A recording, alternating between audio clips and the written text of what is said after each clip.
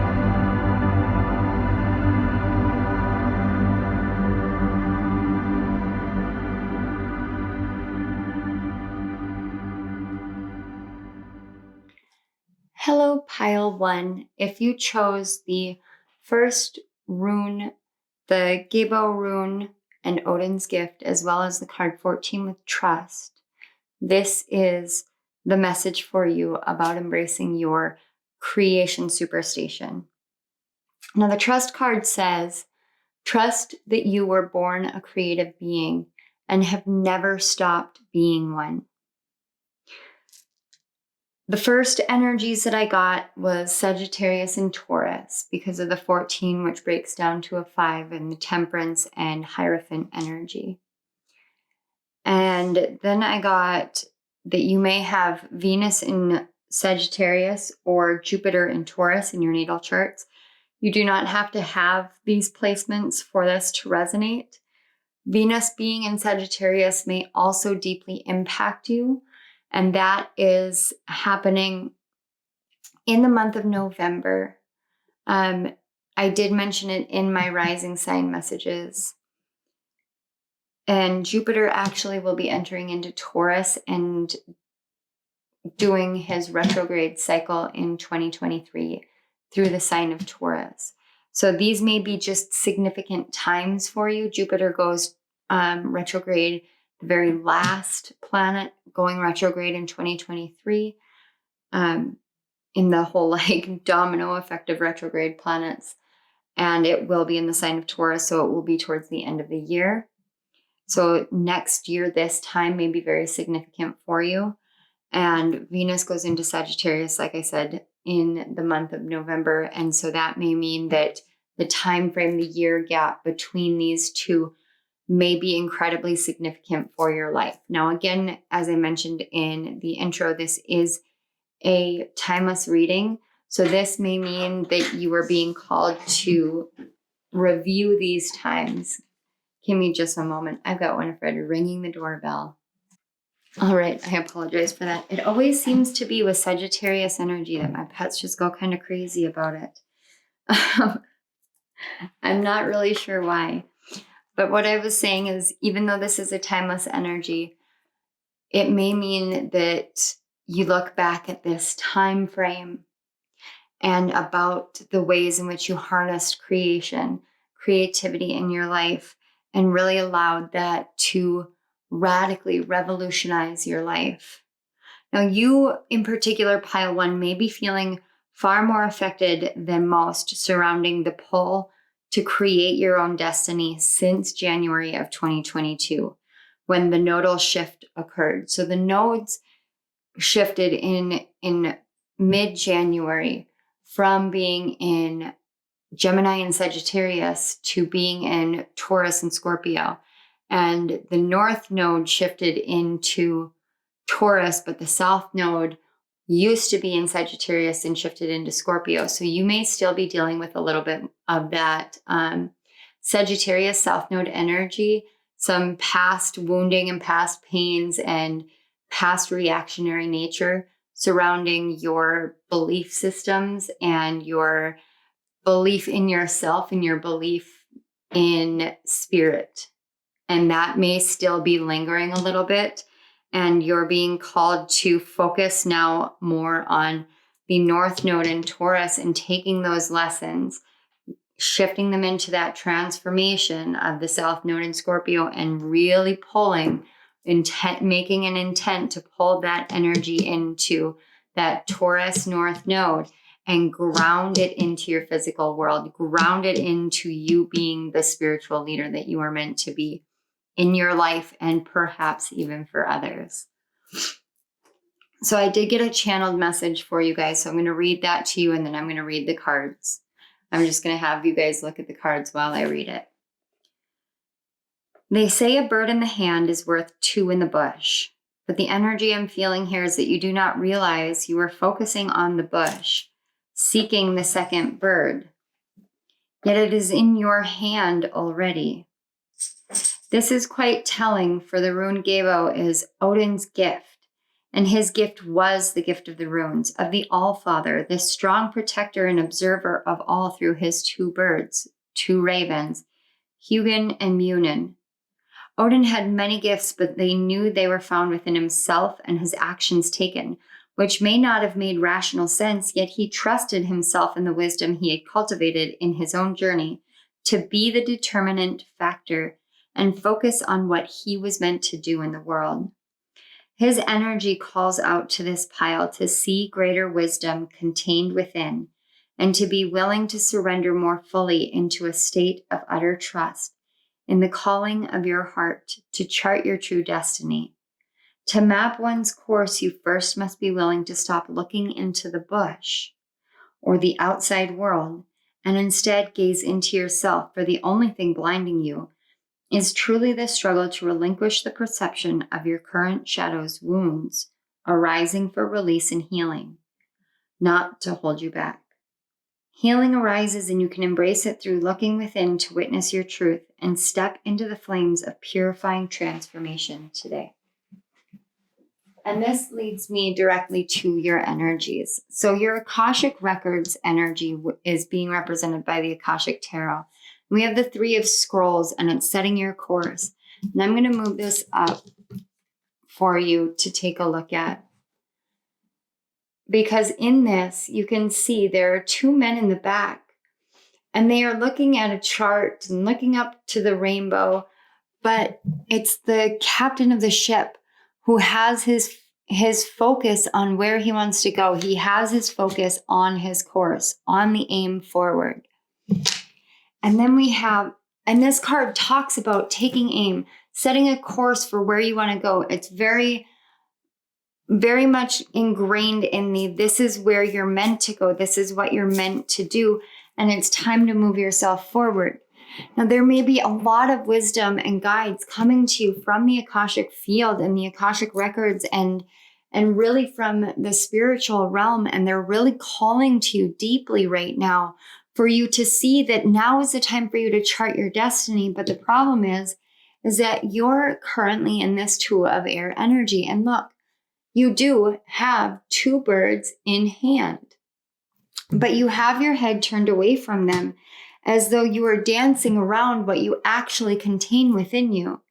And when we dance around the things that we contain in our lives, the things that we have in our physical world, the things that we have within ourselves, if we choose not to see the things that we actually carry within us, it's because there's some sort of wound pattern that is holding us back. We all have a shadow, and our shadows aren't meant to hold us back. They're meant to help elevate us, illuminate us, and show us the pieces of ourselves that we're not loving or not realizing. Now, the dark shadow or Darkwood Tarot here is what's representing your shadow. And you have the Five of Cups and the Eight of Pentacles. And the Five of Cups is represented by the word sadness. And then the Eight of Pentacles is the Dryad or the tree nymph. And first of all, I have to give a disclaimer. I am not a medical professional, but this is something that I have personally dealt with a lot in my own personal life. And especially living where I live, seasonal affective disorder is a real thing. Like, I'm sorry to say, like, for those who don't believe, and I have run into people who don't believe, but seasonal affective disorder is a real thing. And when the trees turn colors in autumn, it is so beautiful and so uplifting and energizing for so many people, myself included. But then as the leaves begin to fall, and it's the grayness of the trees and the grayness of the sky, and then snow falls, and this is for me in the Northern Hemisphere, you get that energy of everything is very drab and very dull. And it's taken me a really long time to understand the way that this brings sadness into my life, because it feels as though Mother Nature has really died away. And along my spiritual journey, something that I learned is about the nature of snow. And snow is about purification. It's about purity. It really is magical. When it falls and it is illuminated by the moon, or illuminated even by just the street lights or the front light on your house, when it falls and it shifts and it blows around, you can see the sparkles and the rainbow of the colors as the light hits the water of the snow, and you can see this kind of spark of magic. And it's in those moments that we're asked to hold deeply onto. Now, the other thing about these cards on a less psychological sense, but more physical world sense, the Five of Cups, the Five of Cups was one of the first cards that I worked through with this deck. And I allow jumper cards. That's how I work. I allow jumper cards. But when I was working through the Five of Cups energy, I was working through a lot of sadness. I had a friend who had just been murdered, and it was very, very difficult for me. And it really made me pull within and think about the things that have made me sad in my life. And this particular one, you can see the rabbit, and she is so sad. And although she has these two cups, and one arguably bigger than all the rest, standing up, these three cups are spilling, but they're not spilling wine. They're spilling life blood. They're spilling the essence of something that she poured her blood, her sweat, her tears into to create. And when we do this and we don't see results in the time that we're meant to, or we don't see the results that we expect, or anything of the sort, we can get very, very discouraged because I get the sense that you guys are creators the way that I'm a creator. When I create, I pour my essence into everything that I do. And it is hard for me because it's so fulfilling while also being so draining in my life, because I have such high hopes for everything that I do and everything that I create. And I put it out into the world with the hope that it will help change someone's life, transform their life, help them see themselves, help them realize more about what they can do and what they contain within. And I've done this for 9 books, and I've done this channel for over a year now. And the progress can be very slow. Pentacle energy is very slow. And the 8 of Pentacles is about perfecting a craft. It's about perfecting without going into perfectionist energy. So if you're not seeing results, or you feel like you're pouring your blood, sweat, and tears into something and it's not producing, and you're just watching as the leaves fall from the trees, and you're thinking that this is my life right now. All the leaves are falling from the trees. All the leaves are falling from my creations. And I've poured so much into it. Why would I bother setting a course for the future? Why would I bother continuing to keep creating? Because the world doesn't appreciate it. But do you appreciate it? Do you appreciate what you create? Do you appreciate being creative? Do you trust yourself and your creations? Because without trust and appreciation, without gratitude, you're setting a course for misery for yourself. And it's sad. It's so sad. Within even your shadow is like, please see that you're not meant to feel sad, because you have all this creation within you. You were born a creative being. You have never stopped being a creative being. But something has hindered you in believing that you can do this. Something has started to hold you back rather than keep propelling you forward. And it is bleeding from this sadness and this feeling like everything that you create has to be determined in its worthiness on the results that it brings and the rapidity of the results. And yet everything comes in balance in this world. There is an equal give and take to everything. And we have to remember that balance both internally and externally.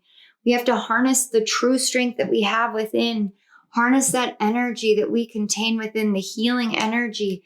This is bringing me so strongly to this power symbol and remembering the power that you hold within you.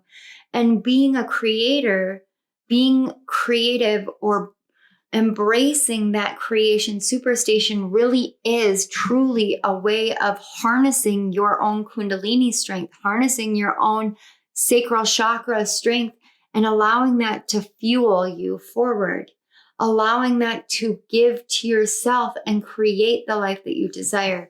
But you have to see what's hidden in your shadow first so that you can bring that forward and step more fully into the light. So this is your shadow side and this is the light. We're going to take a look at the shadow first because we want to illuminate the shadow.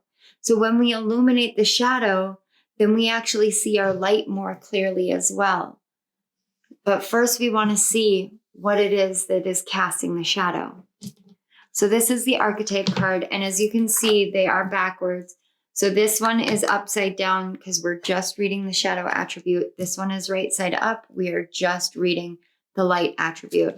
So we have the card Student, and it says, arrogance in the pursuit of destructive knowledge, unwillingness to translate knowledge into action. So we'll get more into it, but what this is telling me is we can seek out wisdom or we can seek out knowledge. The way that we seek out knowledge or wisdom is to take knowledge, take the learning that we have done and transform it. We transform it because we know that we can translate something that we have learned into something that brings forth greater wisdom in the world. This card in the shadow attribute really talks about seeing someone like me and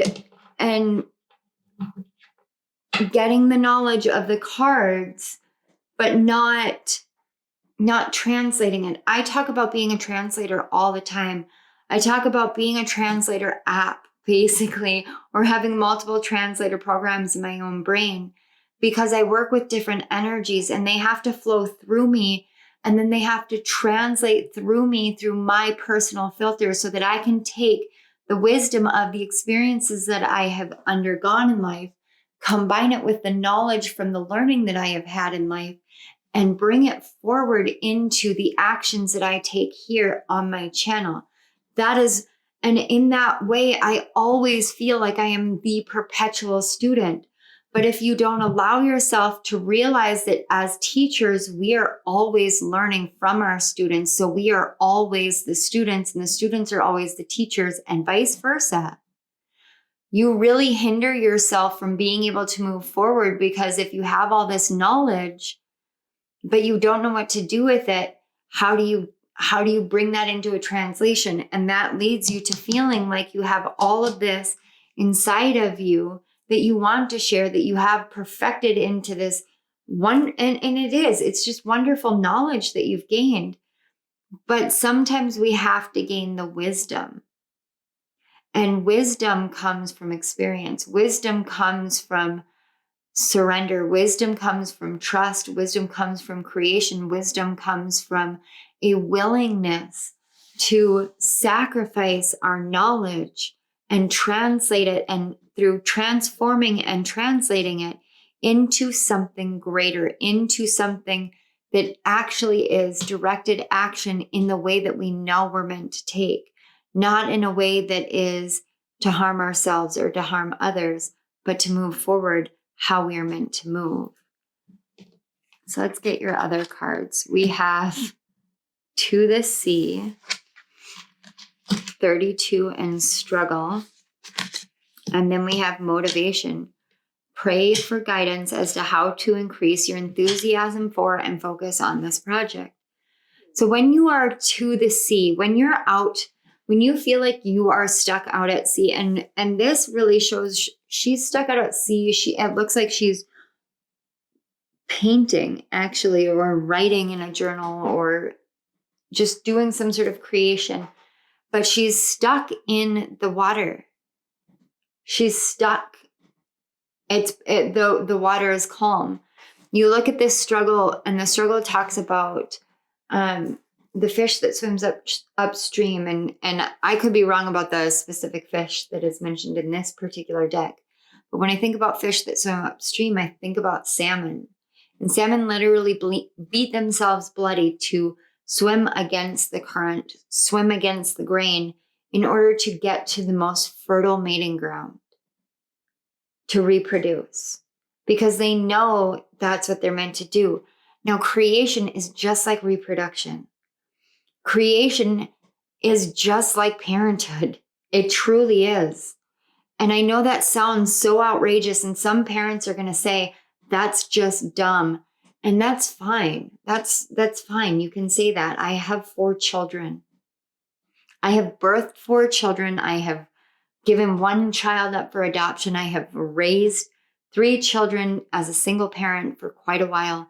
And then I have blended families and learned how to be a step parent and a parent and co-parenting and parallel parenting. I know the rules of every type of parent. I really do. Except for foster parents. I don't know what it's like to be a foster parent, but my grandparents were foster parents. I'm well aware of that dynamic. And it does resonate so much here, because being a parent is struggling, and you feel like you're tossed out to sea, and you feel like you have no anchor, but you also don't have a wind to blow you anywhere. You're just where you're at because there are no guidebooks for it. Creation is the same way. When you are creating, diving into raw creativity, original creativity that comes directly from you, and you are scared or sad or worried that you're going to pour so much of yourself into this and perfect it and make it beautiful, and the world is just going to reject it, it can be very hard to get the motivation to get up and to make yourself swim upstream. It can feel like every word that you write, or every stroke of the brush, or every whatever it is that is creative for you, is nothing more or less than a struggle against you wanting to curl into a ball and lay in bed and give up. And you can do that if you want. You can do that for a while if that's what you need. If you need that rest, if you need that break, do that. Don't push yourself, because your shadow is saying you struggle and struggle and struggle to swim against the current. And then when everything goes still, you can't appreciate the stillness. You have lost this sense of balance, this gift that you have of being able to recognize your own flow. And because of that, you have struggled to find the motivation to keep going. And I've been there in this, on the journey of this channel, I've been in this place. I hit this place around June, where I was seeing my numbers go up and down, but they were going down more consistently. I was fighting to get to even 100 subscribers. And as grateful as I had one regular person watching. If you go back and you look at the time frame between when I allowed myself to rest and to recover and to do something different with the retrograde guidebooks and my trip to Florida and coming back and moving into a state of healing and starting to do shadow work in Virgo season, you'll see a huge shift in the views of my videos from what came before to what came after. You'll see a huge shift. And that's because I had to stop struggling against my own cycles and learn to really take care of myself. I had to learn that in order to take care of my channel, I have to nurture myself first. I had to see that I was struggling to keep up with the currents of other people and other things and not trusting myself enough to have the motivation to set myself off from the traditional path and to put myself to sea. And I'm sharing this because this is how the message is translating. And now we're coming full circle back to this energy of how you use knowledge. I struggled with my channel until I reached out and asked for help. And this is asking, pray for guidance. Ask for help. If you're not comfortable with the word pray, and I do understand not being comfortable with that word because we all go through religious trauma. I've gone through it. My kids have gone through it. Eliza has arguably gone through it the worst because she came out as bisexual and was still involved in youth group and communities within the religious community. She had her friends, her best friends, ostracize her because of her chosen sexuality. And it wasn't even a choice. It's how she was born. It's who she is. And we struggle with Christianity and with organized religion, but we do not struggle to speak to spirit. And that is all prayer is speaking to spirit and speaking to your guides. So I do understand if you use the word speaking to somebody or talking it out, whatever you want to do. But if you feel like you are out to sea, stuck out there, no one is really paying attention, you don't know how to keep going, you don't have the motivation to keep going, and everything feels like a struggle for you, allow yourself to surrender to guidance. You have more in your hands than you realize. But when you focus on the struggle and the pain and the sadness and the perfectionist and the results, you don't set the proper course. You set the course for your shadow, for this blindness. You want your course to be set for your light, not for what you're struggling with. So let's take a look at your light. I could not have asked for a better card, especially seeing how I picked up Sagittarius energy. And Sagittarius and the Temperance card really are the alchemists. They're the alchemists of the zodiac. And it says alchemist, transformation of base motives and goals into golden wisdom. Oh my God. I promise you guys, and I say this all the time, but I do not look at these cards ahead of time. They may flip over like as I'm shuffling at times, but I don't look at them. I make it a point to be like, okay, you flipped over. That just means you're eager. I got to flip you back. I don't look at them. Oh my gosh. This right here, we were just talking about changing knowledge into wisdom. This is your light. This is who you are. You're an alchemist.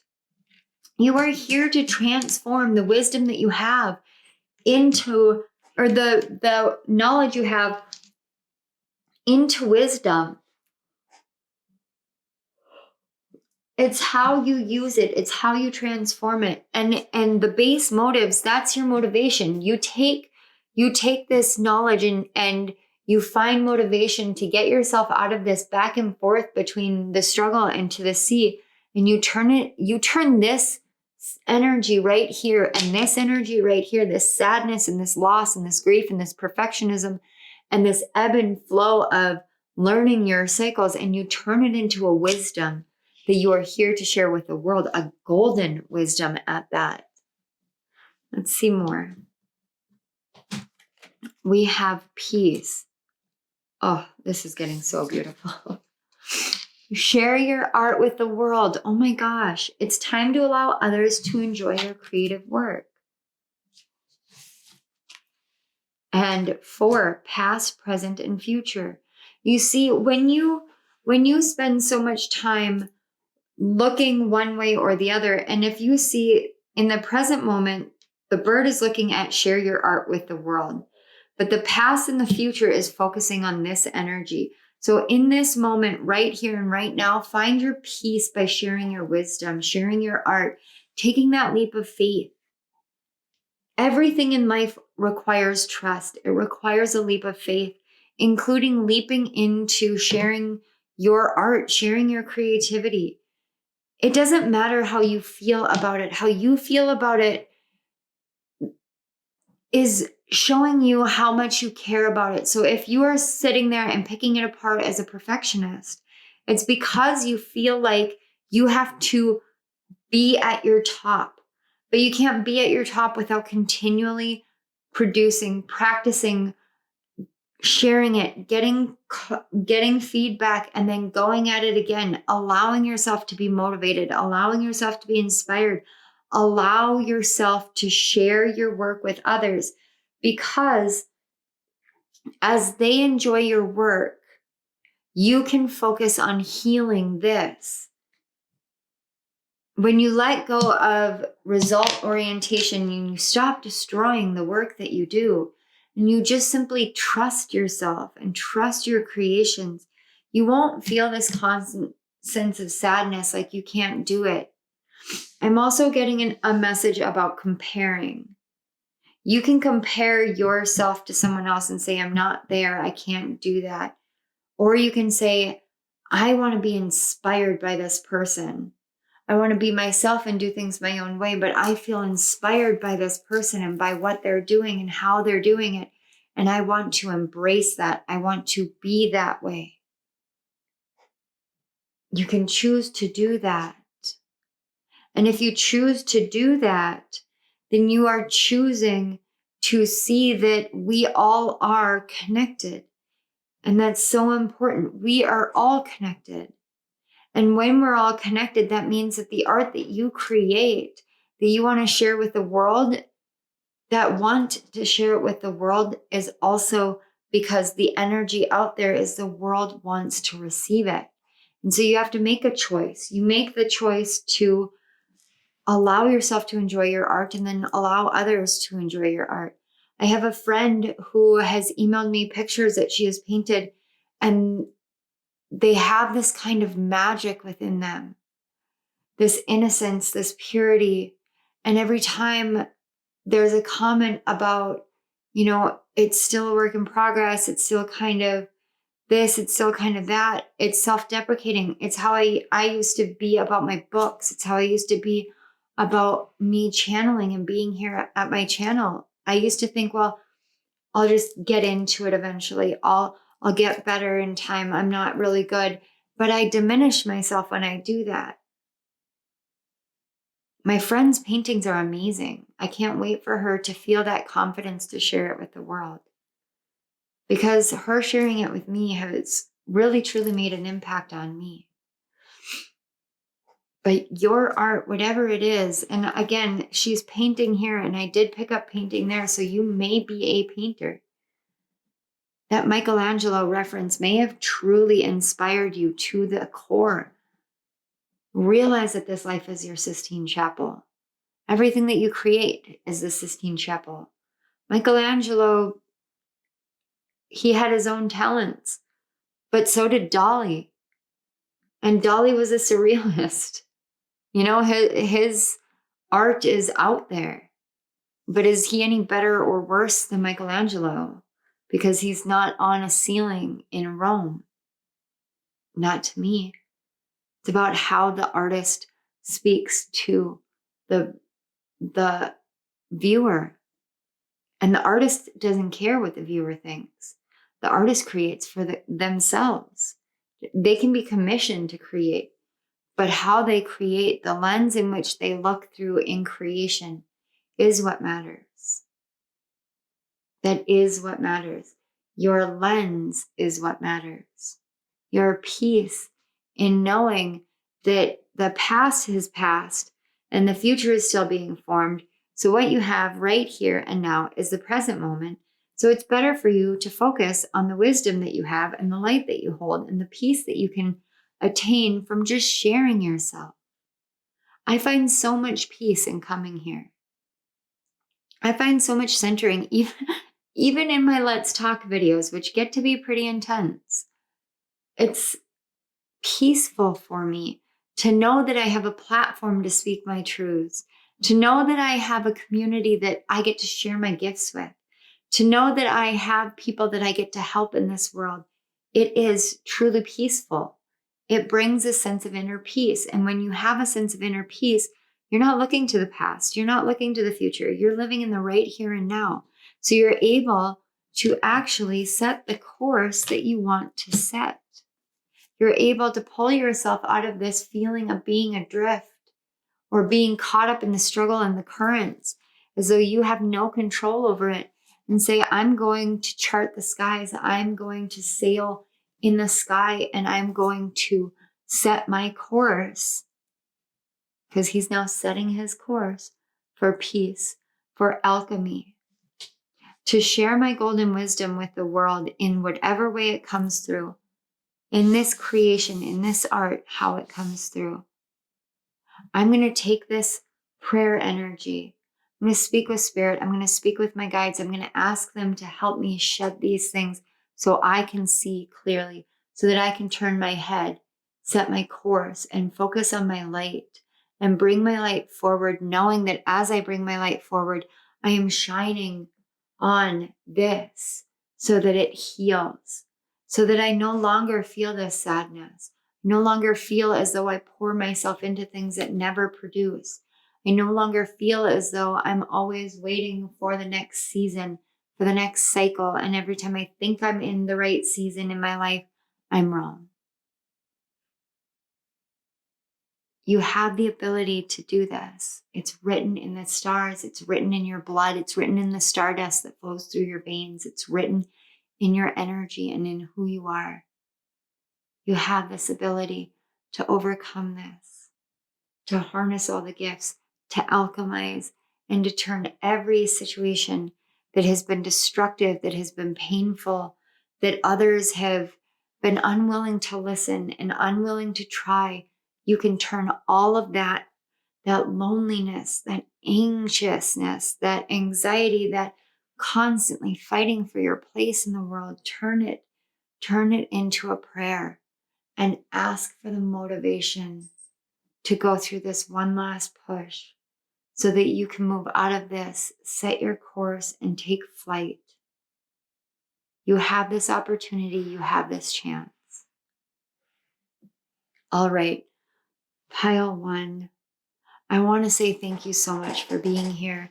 If you chose to accept the Reiki, please make sure that you drink water and get some rest. But I do definitely want to say thank you. Thank you to your guides and my guides for connecting the energies here. Thank you to Spirit. Spirit, you always come through for me. You always come through for the collective. And even in the darkest of times and in the hardest of moments, you always help us to shine a light on the things that are casting shadows so that we may heal them, come into union with you, and come into our greater awareness of our own personal transformations.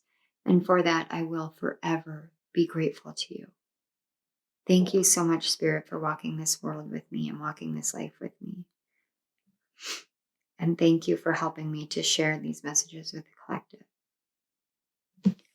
Pile 1, thank you so much. I am ever so grateful for you being here. I want to say thank you to anyone at this pile who has shown the love and support for Eliza and I as we have been undergoing more psychic attacks and energetic negativity sent our way. The people who have risen up to help us heal so that we continue moving forward on this journey without feeling as though we are against all odds. You guys are the champs. I cannot tell you how much I appreciate you all. I cannot tell you what it means. And I hope, beyond hope, that you can feel it. All right, pile 1, you guys know the drill. If this resonates, please consider supporting my channel. The easiest way is an equal energy exchange. You like my video, comment on my video, subscribe to my channel, hit the notification bell. It's a great energy exchange for what I put forth here. And I am always, always so appreciative. I will say my same boundary applies. If you feel like you want to lash out at me for this reading, please keep it to yourself.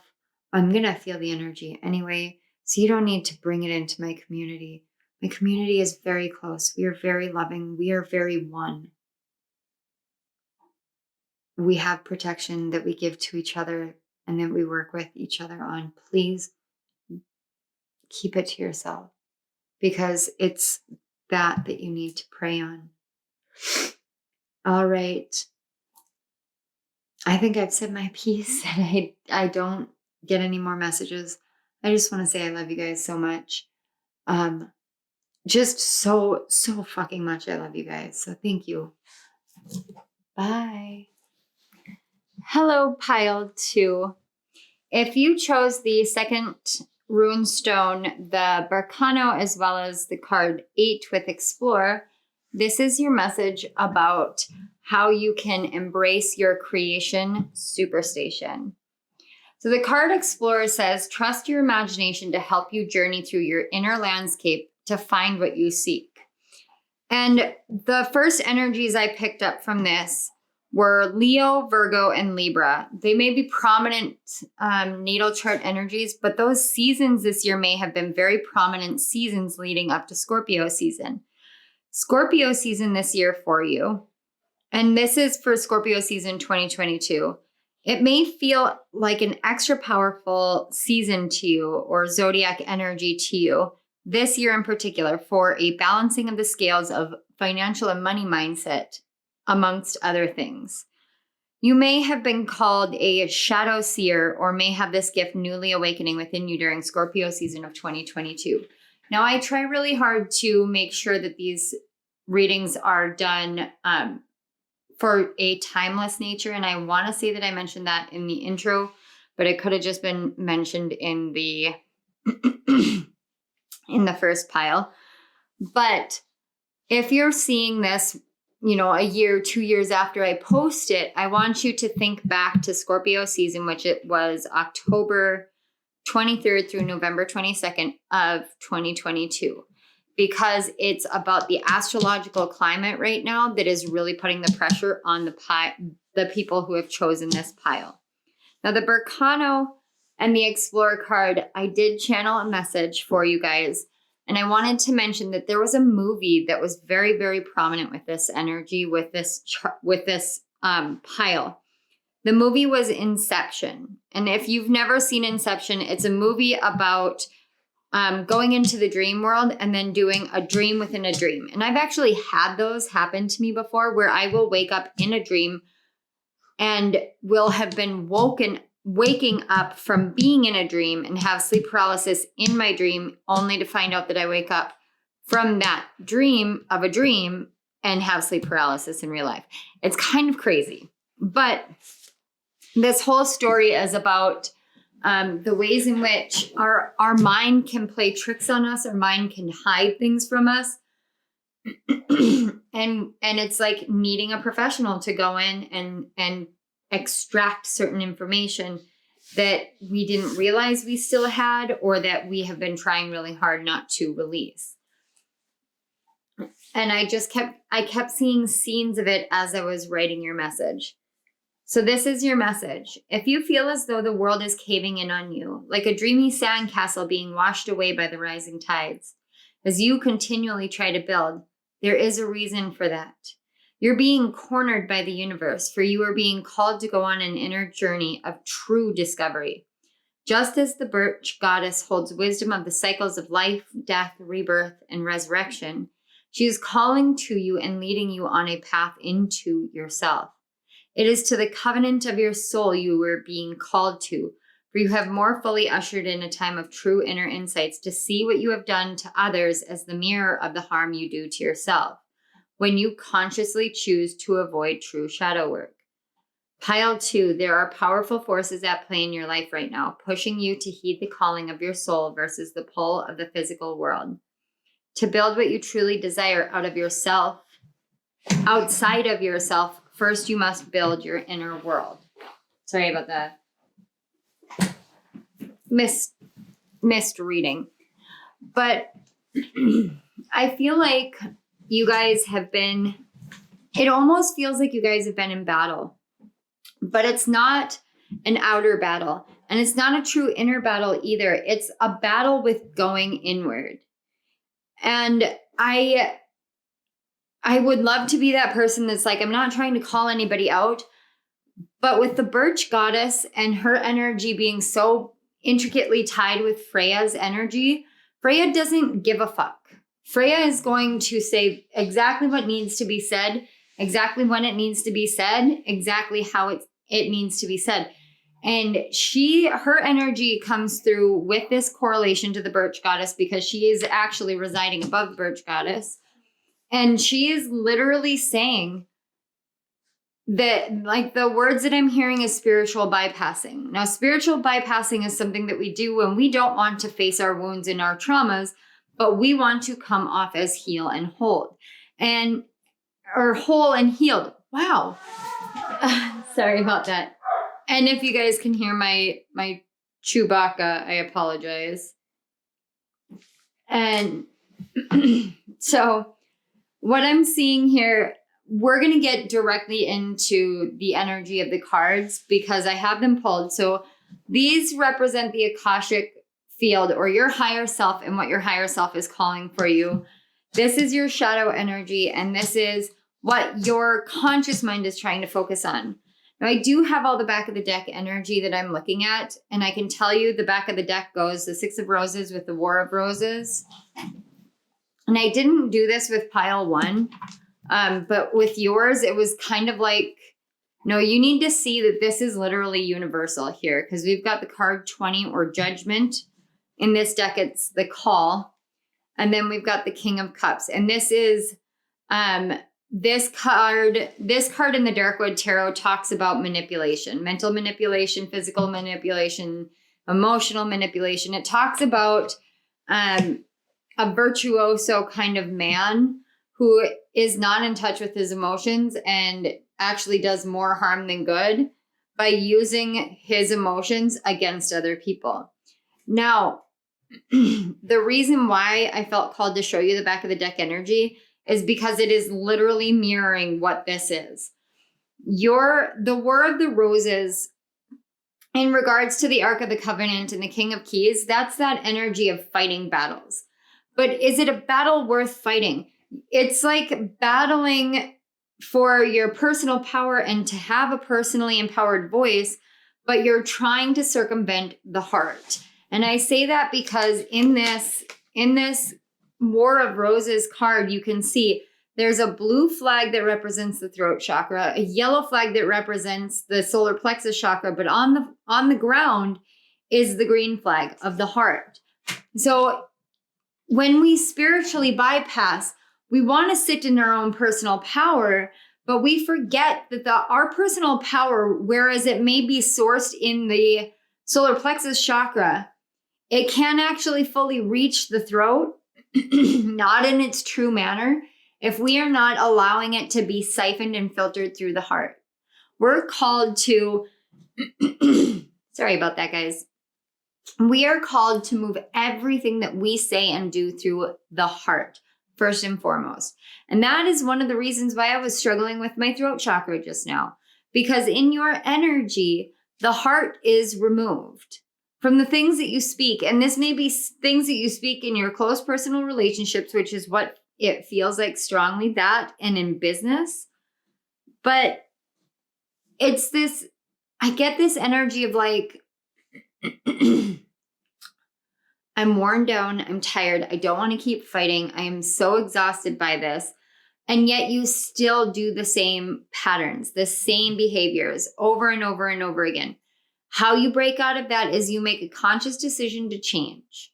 You make a conscious decision to build your inner world. You make a conscious decision to face where you need to head. Now, when we look at the Ark of the Covenant and the King of Keys here, the Ark of the Covenant literally talks about the covenant of your soul. It talks about the soul agreement that you made in this life. And with the card 11, it talks about the master agreement of your soul. Not the my soul agreed to go through this and this and this, and then you justify certain things because that's what your soul agreed to go through. This is the master covenant. This is about the contract that your soul made for the growth that you plan on doing, for the healing that you plan on doing. And from there, it's asking you to get into your divine masculine energy, grab that key that you have to the kingdom of your heart, and literally open the door. It's time, is what I'm hearing. It's time. And I got to tell you guys, this happened to me last year in 2021, in end of November, early December. As Venus was preparing to go retrograde and turning retrograde in the sign of Capricorn, which is in my 6th house. And to me, the 6th house is all about how we love ourselves. When she went retrograde in Capricorn, I was overwhelmed with my intuition and the calling from my guides and spirit to go within, to go on an inner journey. I literally spent a month journaling. I spent a month and a half journaling. I think I finished off with like 200 handwritten pages, front and back, of shadow work. Every single day, I sat at the counter in my kitchen where you guys see me make my Let's Talk videos. I sat at that counter in my kitchen and I wrote and wrote. I stopped making YouTube videos. I stopped doing my podcast. I stopped doing my TikTok. I stopped engaging in any community activity. I told my friends, hey, this is what I'm doing. Like, I'll check in once a week, but that was it. And over the course of what I was doing, I learned a lot about the ways in which I was personally, spiritually bypassing. I learned about the ways in which I was avoiding certain shadow work aspects. And I'm the person that feels like a masochist for shadow work. Like, when I'm done with shadow work, I sit down and I go, well, how do I go do more shadow work? Like, if I'm not actively working on a project, what I want to be doing is shadow work. And this is something that develops over time.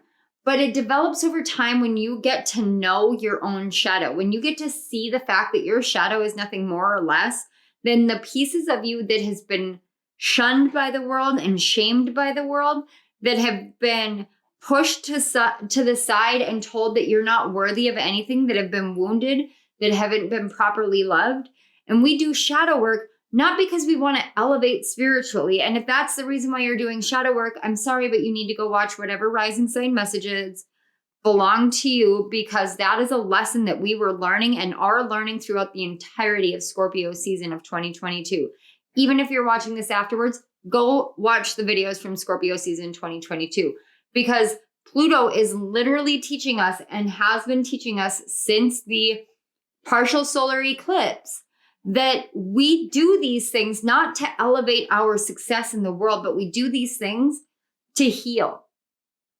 I started doing this journey not because I want to be a spiritual teacher, not because I wanted to be an online YouTube reader, not because I wanted to be a published author, but because I wanted to feel fucking better.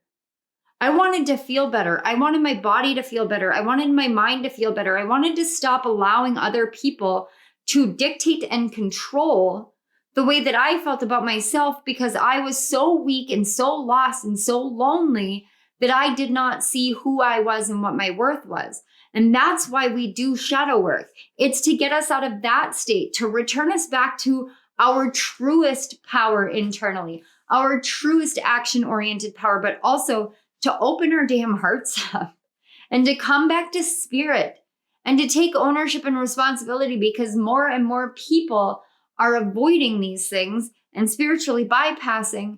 And it's like there's this call going out through the heavens of, it's time to throw down the flag and stop the fighting and start getting in touch with your own like high covenant with spirit. And it doesn't matter how much what I'm actually getting is your divine masculine has been manipulated enough that he has become manipulative.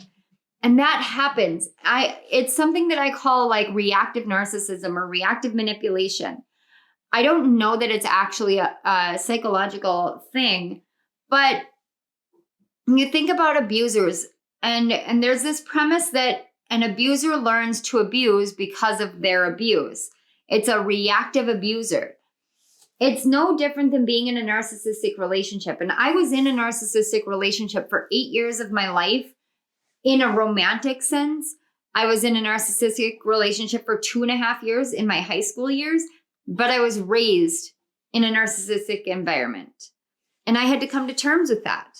It's not an easy thing to come to terms with, but I had to come to terms with the ways in which I was raised in order to be able to overcome it. Now, when you're in that environment, you're not the best person. It's not safe to be a good person. It's not safe at all. But at some point when you're out of that environment, and I feel like you guys have been out of that environment for a good long while, you have the choice. Are you going to grow up, or are you going to continue to perpetuate the cycles and the patterns that you have learned? There is a judgment call coming out on this pile. And I have been in the place, I almost said I've been the victim of this judgment call, but I don't think that we're ever victims of the planets or of spirit. I think that we perceive ourselves that way when we aren't healed, which tells me a lot about your energy right now. But I think that when we come into this place where we are privy to having this massive level of judgment call, like it's time to really make a judgment call about yourself. It's one of the fucking hardest things to do. And this has happened since Pluto has gone retrograde and then shifted direct, pretty much his entire journey through Capricorn. He has called us to really think about what we are feeling and whether we're ready to transform. And if we don't, then he'll just go do it again the next year and the next year. And it builds and it builds and it builds. And where it's at now, you can easily use your spiritual bypassing to be like, yeah, but he's going to pass out of Capricorn soon and go into Aquarius. And then all this pressure on me is going to be gone. Sure, that's all well and good. But what happens when he hits your next natal house and you haven't learned the lessons? Now you have the buildup of lessons from Capricorn. and it's going to go directly into Aquarius. Now, are you going to be that person that adapts, that grows, that changes with the times and with what you're called to? Or are you going to be the person who sits there and says, I can't do this. I'll just wait until Pluto leaves, except it doesn't work that way. The pressure doesn't go away. It just builds. It builds and then it spreads to other areas of your life. And with this 3 of Earth here, and the Capricorn energy, this feels very Pluto energy, very Plutonian energy. And Pluto saying you just came through Libra season. You just came through Libra season, and now you're learning that what you do to others, you do to yourself. Every wrong that you do to somebody else, you're actually wronging yourself. And in terms of mediumship, when a soul passes from the physical form into the spiritual form, they have to go through what's called a review phase. Now, the review phase is also something that is done in shamanic work. They call it inventory. You take inventory. I actually have a couple of programs that I have developed to help you do this. You start looking over the things that you have within you.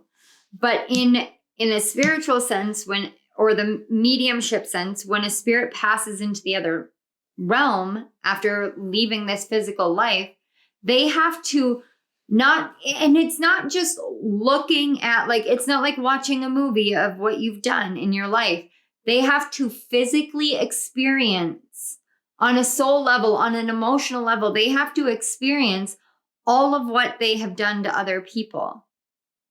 As a medium, I know this is how the review works. And I'm not the only medium that has talked about the review phase. Spirits, that's how spirits learn the lessons they were meant to learn in this life so that they can think about the covenant and the contract that they want to make on a soul level when they reincarnate to heal these wounds that they didn't heal in this life. I myself, I'm not a perfect person. I don't think that I'm going to be going up there and reviewing a life where I was just squeaky clean. I think there are plenty of times where I've hurt other people because hurt people, and you'll hear me say that plenty. I wrote a book about it, amongst other things, but I did write a book about it. But hurt people, and we have to come to terms with that, but we have to learn forgiveness, and we have to learn the lesson. And if we learn the lesson and we learn the forgiveness, then we elevate. But it depends on whether we're going to choose that. So we're going to go ahead and look into what it is that you're being called to look at within your shadow. There are 2 sides. This is your light side. This is your shadow side. These are archetype cards. And the reason why this is flipped upside down is because we're looking solely at the shadow aspect. So let's go ahead and pull this out. So we have Mother is the archetype, and the shadow attributes are smothering or abandoning children, instilling guilt in children for becoming independent. Okay, so we're going to flip them all, apparently. We've got the card 12, a change in the wind. Oh my gosh, look at this. Open your heart to love. This is what I was literally saying. The more you open your heart and pour your love into your creations, the greater their life force energy. And then 38, and growth. This is literally what is preventing your growth. The change in the wind is exactly what I was talking about with the Capricorn energy, with the Pluto energy. You've got the 3 of Earth, and she's facing this way. Justice is facing this way, but everybody else is focused over here. This guy is focused on this guy. This guy is staring at the king is staring here. And the king is saying there is a change in the wind. There is a change in the wind where you're about to hear how you may have mother wounds. And mother wounds suck, guys. They suck. They suck up one way and down the other. They just do. If you didn't get mothered properly in your life, you have to think about whether or not that lack of nurturing is something that you have learned how to give to yourself truly, because if you have, then then your relationships would not feel like you have to smother and love bomb. And then if somebody walks out of your life, then they have suddenly abandoned you. I actually know this energy really well. I had a stalker who had this wound.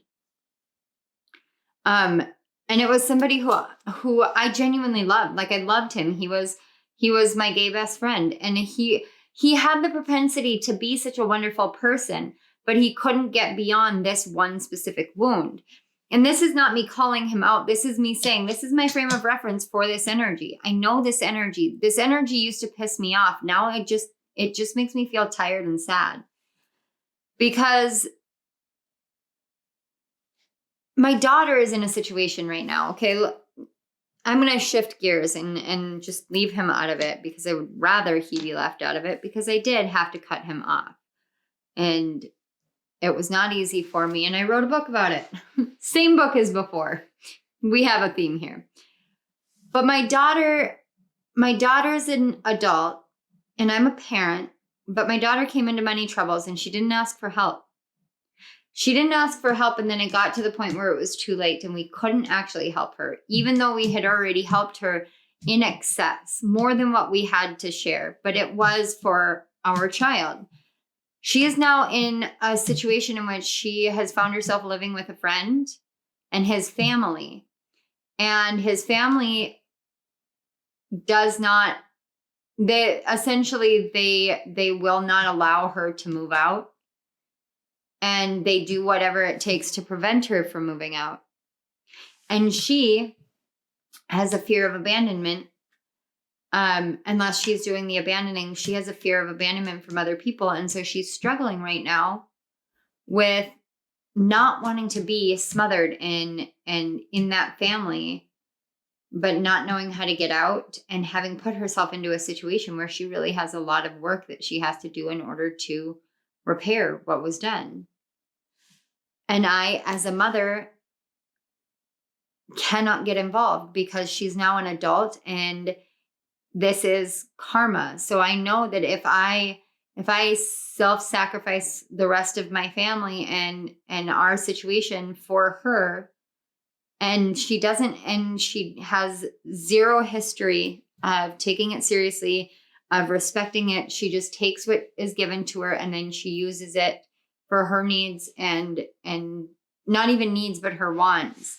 It's a lack of responsibility. And I had to ask myself a lot, did I do this? Like, I was a young mom. Did I do this? This was something that Pluto really put the pressure on me for last year, where I realized I was not the best mom to her. I realized I was reactionary because I was in horribly abusive relationships, and I made the change that I needed to open my heart. However, there were other circumstances that prevented us from having a relationship growth. And it was in those moments that I had to, as a mother, let go of my child because she was now an adult. She had moved out of my house. I had to let her go. And so that can carry also a mother wound, a mothering guilt wound. The alternative is if you have a mother wound in your shadow from your mother, the call that I feel really strongly here is to really evaluate how you have responded and acted and really behaved in your relationships. Now, this is where that hard truth stuff comes in, because this is asking you to see where you have hindered your own growth, hindered opening your own heart up, and hindered the true changes in your life from taking hold because you won't deal with this wound. And while I had a mother wound that I worked on for about 2 straight years, I have a daddy wound because I grew up without a dad. And it's taken a lot to heal this. We all carry wounds in our lives. We all carry some sort of scarring, trauma, or wound patterns, mental patterns, consciousness patterns that we have to overcome. Otherwise, I don't know that I've seen a single person in the spiritual world where they haven't had a struggle. I do know there will be spiritualists who will be like, yeah, no, my spiritual awakening was perfect, and then just completely outright lie about it so that they can seem more special. I've seen that in a few people, but it doesn't come without its own struggles. And everybody struggles in their own way, but we're all meant to grow on a spiritual level. We're all meant to grow on a psychological level and an emotional level. We're meant to grow into these things in a higher awareness, in a higher perception. And when we choose not to, we do choose to stagnate ourselves. We choose to really close our heart down. Now, this open your heart to love, we're talking about becoming a creation superstation. We're talking about you learning how to create the life that you want. In order to create the life you want, you have to face your shadows. It just is that way. You can try and circumvent it, but nothing that you build will ever take off. And that's because the more you open your heart and pour your love into your creations, the greater their life force energy. I used to make YouTube videos and do podcasts. And the one singular podcast that I was the proudest of, because I really did truly pour my heart into it. I didn't pre-script or anything like that. I wasn't trying to fit into a box. I was literally just doing shadow work in front of everyone, bawling my eyes out and really sharing my heart. I got attacked for it. I got told that I didn't look like Monica. I wasn't being myself. And it just wasn't me. Well, yeah, I was in my shadow. But that created such an illusion that I wasn't worthy. And it was during a time where this person knew I was in my shadow, and they utilized this against me. So those are the kind of people that we have to learn how to overcome, learn how to heal through. If we want a change to come through our lives, we have to be willing to look at the wounds that have caused us to stagnate or to get cornered by the universe. Because I can see here how much you want to build from the heart and from the soul. But you hinder your own growth when you don't heed the actual call of your soul, when you don't heed the call to make a change. The change in the wind card is what you're being called to realize. And it's literally that when you go internally, that's when you start changing your life. So as you go internally, let's take a look at the light that you're going to be shining. We have gambler. Willingness to follow intuition, even when others doubt you. I love that. I love that because this is saying that the light that you have is willing to trust this call. It's willing to trust the calling to go explore your inner world, to go and heal this. It's your actual true essence is willing to do just about anything that your intuition guides you to, which will help you open your heart and help you grow and help you make these changes. But you have to see this wound first. Then we have success. Congratulations, you did it. You see? 25, round and round, and we talked about this. And then we have 22 with transformation. You know what, guys? I'm going to do this. I don't know why, but I just literally saw me doing this. And the funny thing is it can go both ways.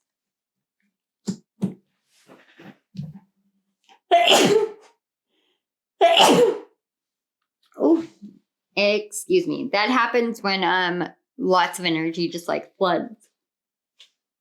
But you have 11, 11, 22, and another 11. This is about mastering your own growth.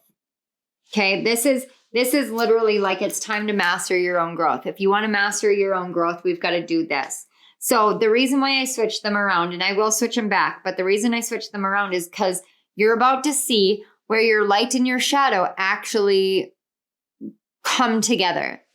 So we talked about these never-ending stories that get told, so to speak. It's about the things that we continually go through, the cycles that we continually go through that prevent our growth or prevent you from transforming.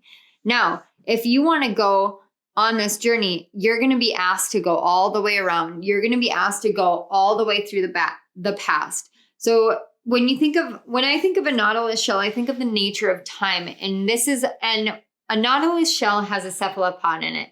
As the cephalopod grows, it closes off a chamber, but the shell grows with it. It never leaves the shell that it originates in. They are a symbiotic relationship. They grow together. So it's not like a hermit crab that like grows out of the shell and then goes and switches into a new shell. This is this is the energy of two seemingly disparate things that flow and change together. Now, this is also saying that you're going to have to go through different situations in your past. You're going to have to do this review. Whether it's alive, this sounds so morbid, but I just heard the song Alive, Wanted, Dead or Alive by Bon Jovi. And I was going to say, whether you're alive or whether this is when your spirit passes, you're going to have to do this review anyway. So wouldn't you want to do it while you're still here so you can benefit off of the growth that you gain from it? And that's something that is a challenge, but it's a challenge that your guides are making right now. Would you not want to benefit from the transformation? Because if you do this and you go and you find all the different ways and situations and experiences in which you have been in this wounded pattern over time, you're going to go into this transformation because you're essentially cocooning yourself. You're building this, you're weaving this cocoon around and around yourself. And as you go into the cocoon, it's going to help open your heart up to love. And that wasn't this pile. It was Taurus wasn't in this pile. I had Taurus in my last pile. You may have resonated with both, but I'm looking at the spiral and it just feels like Taurus. But see here, you've got the spiral and the spiral. But in doing that, if you look here, if we go on this journey here, we're literally going in a roundabout journey to come back. So we're going from the Ark of the Covenant through. We're going to look at this wound and we're going to transform it. Open our hearts, realize that we do to ourselves what we do to others, and vice versa. What others do to us, they do to themselves. So now that we've brought that balance in and that harmony, and now we can really start to master ourselves. Sorry, guys. Like, there's so much energy here. Then we move into the 3 of Earth. Now, this is you building something firm in foundation in your life, building something of merit, building something that will really change things. Then you shift into growth and you have your success because you followed your intuition. And now there's a change in the wind, and the change in the wind is either going to bring you back through your intuition and back to growth and the 3 of Pentacles and the Justice card and another round here, or you keep going through and you end up back at this covenant and now you've completed the covenant of your soul. It's essentially like, and then we can go ahead and do this. And here's the funny part. We can do this and say the exact same thing because of this round and round card. So you've been trying to follow your intuition, but it brings you around and around and around. So now you have to go to a higher source. You've got to really tap into a higher source so that a change in the wind that you feel is coming. Take a look at this wound. And this is the crux of it all. You have to take a look at the wound and be willing to grow through viewing this wound. Open your heart to love, bring in the balance, build it up. Now you're going through an outer transformation from the growth that you had. You found success by following your intuition, and you do this around again and around again until you no longer have to keep doing that. So when you hit the round and round, you come back here, you go through the change in the wind, and you just say, okay, I'm ready for a change in the wind, and go back down. But you don't have to keep healing a wound if you heal it. This is why we explore our inner world, so that we can actually heal the wound that we're in. So whatever way you want to look at it, if you want to do the transformation over here and the growth over here, it doesn't matter. You're going to be doing it both ways. So in that way, you can see that your light is actually connected to both. And that's the beauty of the shadow. The shadow isn't evil. It's just the parts of us that we need to love. It's the parts that didn't get love. And it's the parts that other people use because they know that we don't see our worthiness of love in the moment. But you do now, or you are on your way there, because this calling, it's not something you can avoid any longer. And this, I feel like, just is coming as your confirmation of what you've already known. Okay, pile 2. I don't see anything else. This was an incredible reading. I did not expect any of this. I do want to say thank you so much for being here. Thank you for everything that you do for yourself. And thank you for still persevering in the midst of the pain that you're in. Thank you to your guides and my guides for facilitating our connection between our energies. Thank you so much to Spirit. It's always such a blessing and an honor for me to be able to sit here and channel for you, for the collective, to bring forth these messages and to work with you. I just truly appreciate it. So thank you very much. Pile 2, if this resonated, please hit that like button and subscribe to my channel, hit the notification bell, comment down below.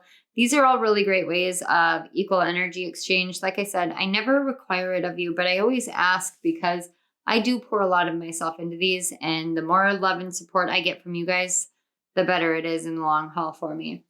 Down in the description box, there are links to donate to my channel, to book a personal reading, as well as links to my author page on Amazon. So don't forget to check those out. The book that I mentioned during this reading was something spiritually catchy. That may help give you the motivation to go in and start doing your shadow work. All right, pile 2. I love you guys so much, and I hope that this helped. I will see you at my next reading. Bye. Hello, my beautiful pile 3s. So if you chose the third pile, you chose the Othala rune. It's also called the Odal rune, O-D-A-L. And the card 75 with originality. And the card says, feel lighthearted and free while trusting that your unique way of doing things is the right way. So you may have, I got Pisces in the 5th or the 7th house, or you may have Leo or Libra in the 12th house. There was a deep connection between Leo and Libra and Pisces energy within this. Alternately, you could have major placements in your chart. Your main personal planets, that's the sun, the moon, Mercury, and Venus. As well as you could have your nodes in one or more of these signs. Well, it would be in one of those signs and their counterparts, or houses. Oh, that's what I was gonna look up whether it was possible to have the nodes in the 1st and 7th houses, but I know that it is. So that may be something that makes you someone who is absolutely unique, as you may have your South node in your 1st house and your North node in your 7th house, or vice versa. And that to me is one of those more unique placements, because it makes you, it's like being a walking past life experience in this world, no matter which way you have it. Because with the South node in your 1st house, you would be a walking past life experience for the people you come into contact with. But the people you come into contact with would all be destined to be on your path. And if it were the reverse, then everybody that you came into contact with would be a part of your past life in some way, shape, or form, all designed to help you bring you back to yourself. And that is something that to me just screams originality, because you might be a person who works through a lot of karmic relationships and not understanding, why do I have these karmic relationships? Why do I have these karmic relationships? Now, before I continue forward, I do want to let you guys know, you don't have to have this placement in order for this to resonate. But this is something that just like washed over me in like this massive wave of, oh, that's why. And it wouldn't feel like something that makes you super original. It would be something that almost feels like a curse. So I have the gift of premonition and prophecy and prophetic dreams and visions. And there was a day in September, it was September 7th of 2021, where I came out of a meditation, and I had this vision. Well, it was kind of like a dream, but when I meditate, I go so deep that it almost feels like napping, because I astral project, and that seems to be the way that I track the future. It's kind of like I walk myself into the future on the astral level. which I'm kind of starting to realize right now in this moment while I'm touching your energy. So you may have an energy that really, like, when people touch it, they have just like massive revelations about their life and their gifts. This is really cool energy, you guys. I have needed this kind of energy. I love your energy. You guys are like Uranus dominated. It's phenomenal. I love it. Anyway, but I had this vision and it was so vivid. And it was my hometown downtown.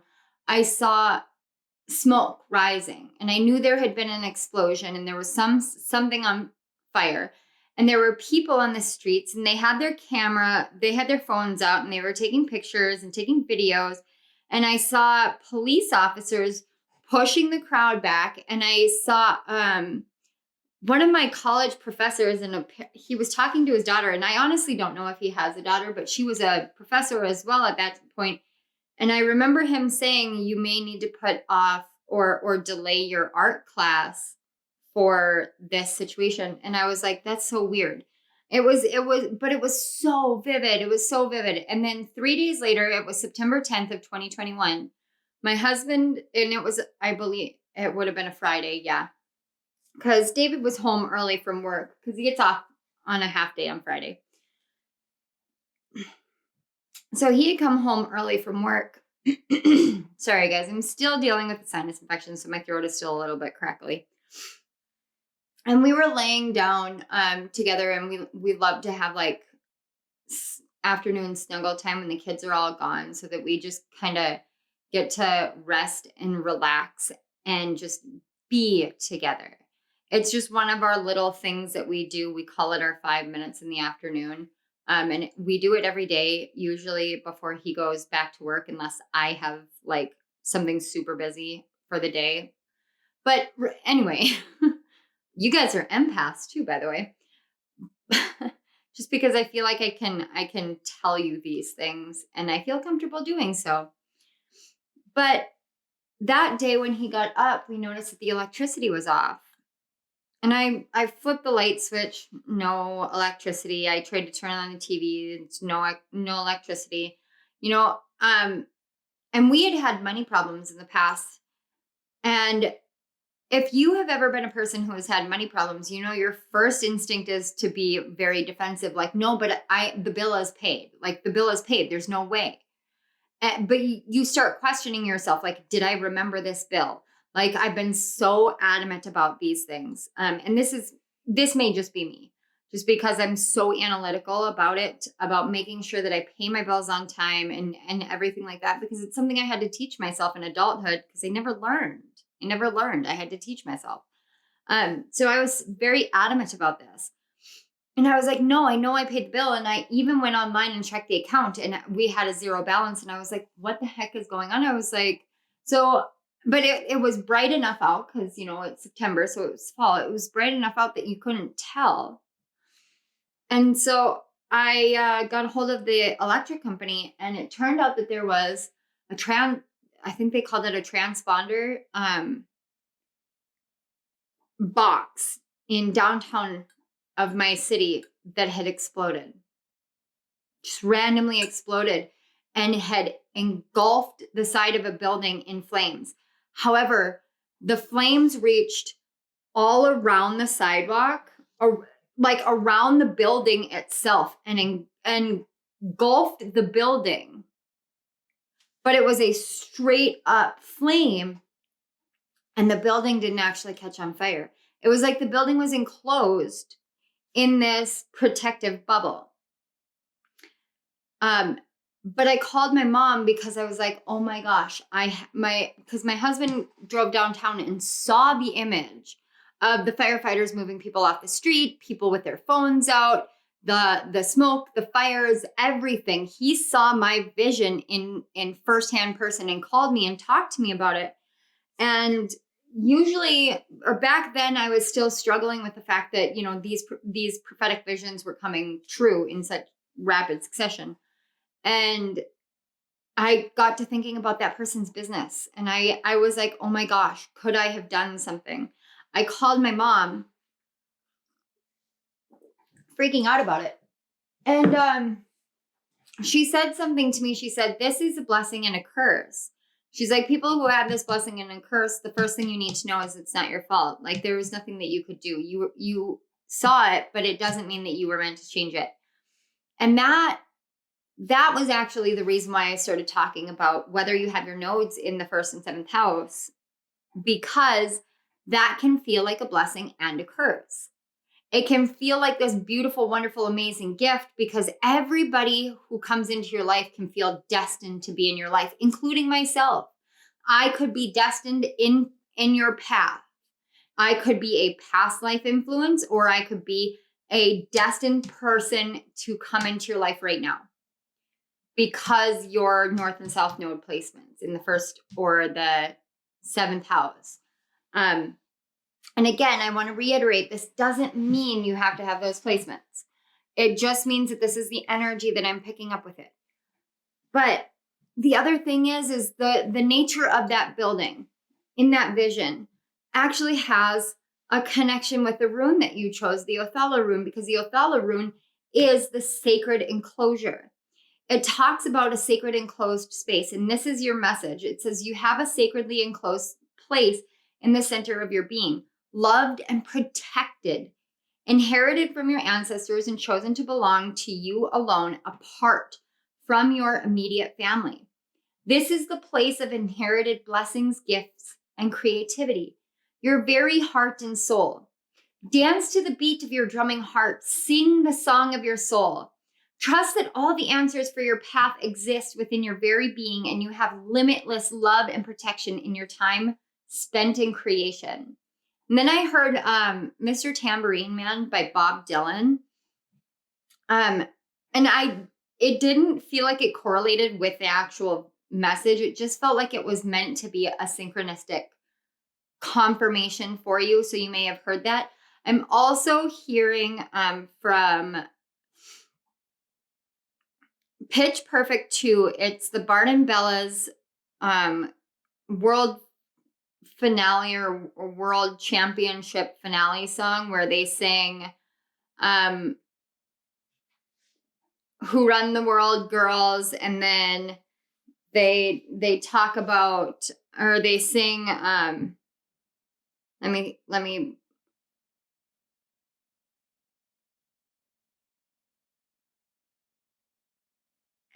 essentially the point of that is that in that scene, when they do this mashup of all these wonderful songs, and they pull in all these different Bart and Bellas from generations ago, they bring them all in to this championship. But instead of finishing it off with the mashup of everyone else's songs, they break out of they break out of the enclosure that they have kept themselves in with doing covers, and they have an original song sung. And this is talking all about you singing your originality, but it talks about this enclosed space. No, there's also this essence in this Othala rune about the void space. And the void space is meant to be a space of relaxing into, of sinking into, of creation. For you in particular, pile 3, and this is what I love about doing readings like this. We're talking about your creation superstation here.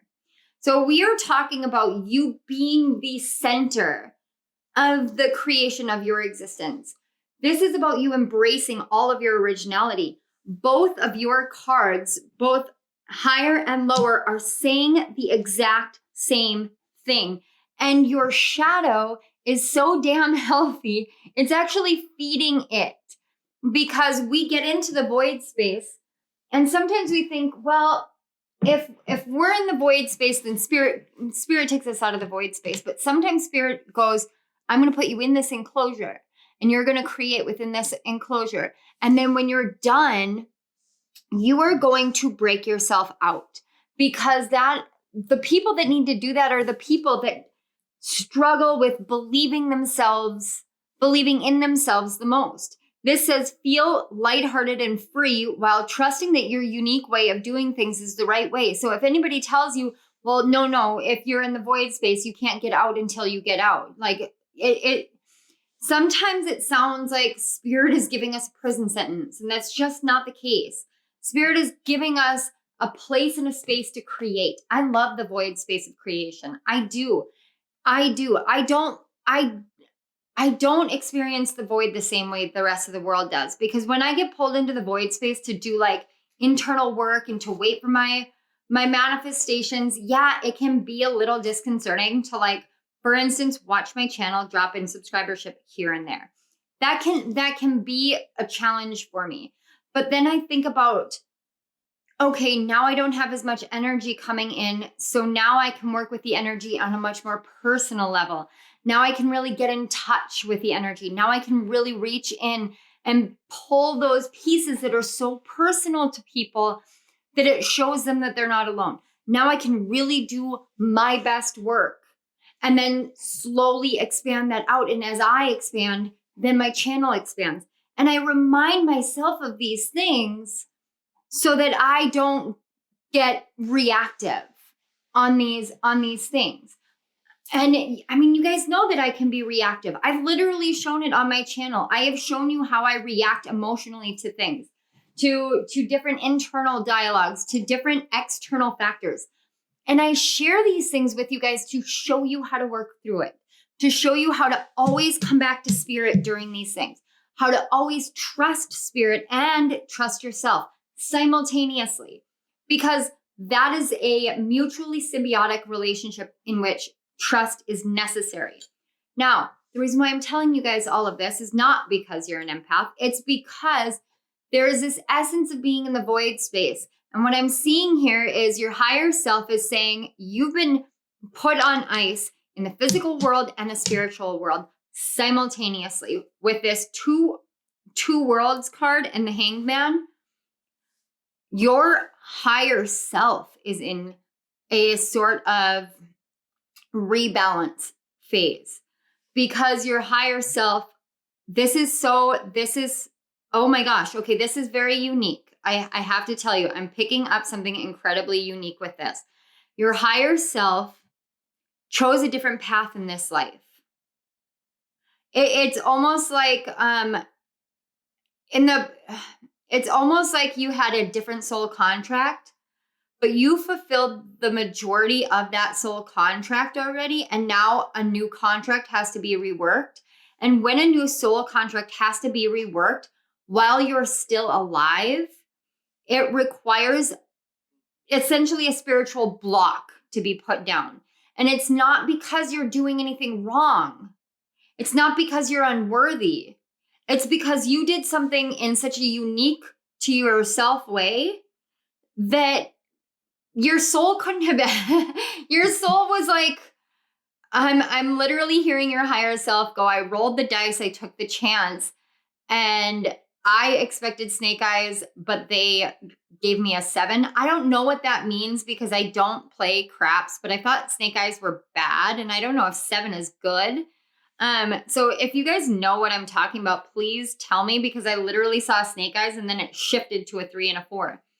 So what that tells me is that your soul felt like it took on a much higher load than it was sure it could handle. And you worked with your soul so beautifully, with your higher self so beautifully, that you literally obliterated everything that you needed to do. And now you're in stasis. Now you're in the void space, but you're getting antsy.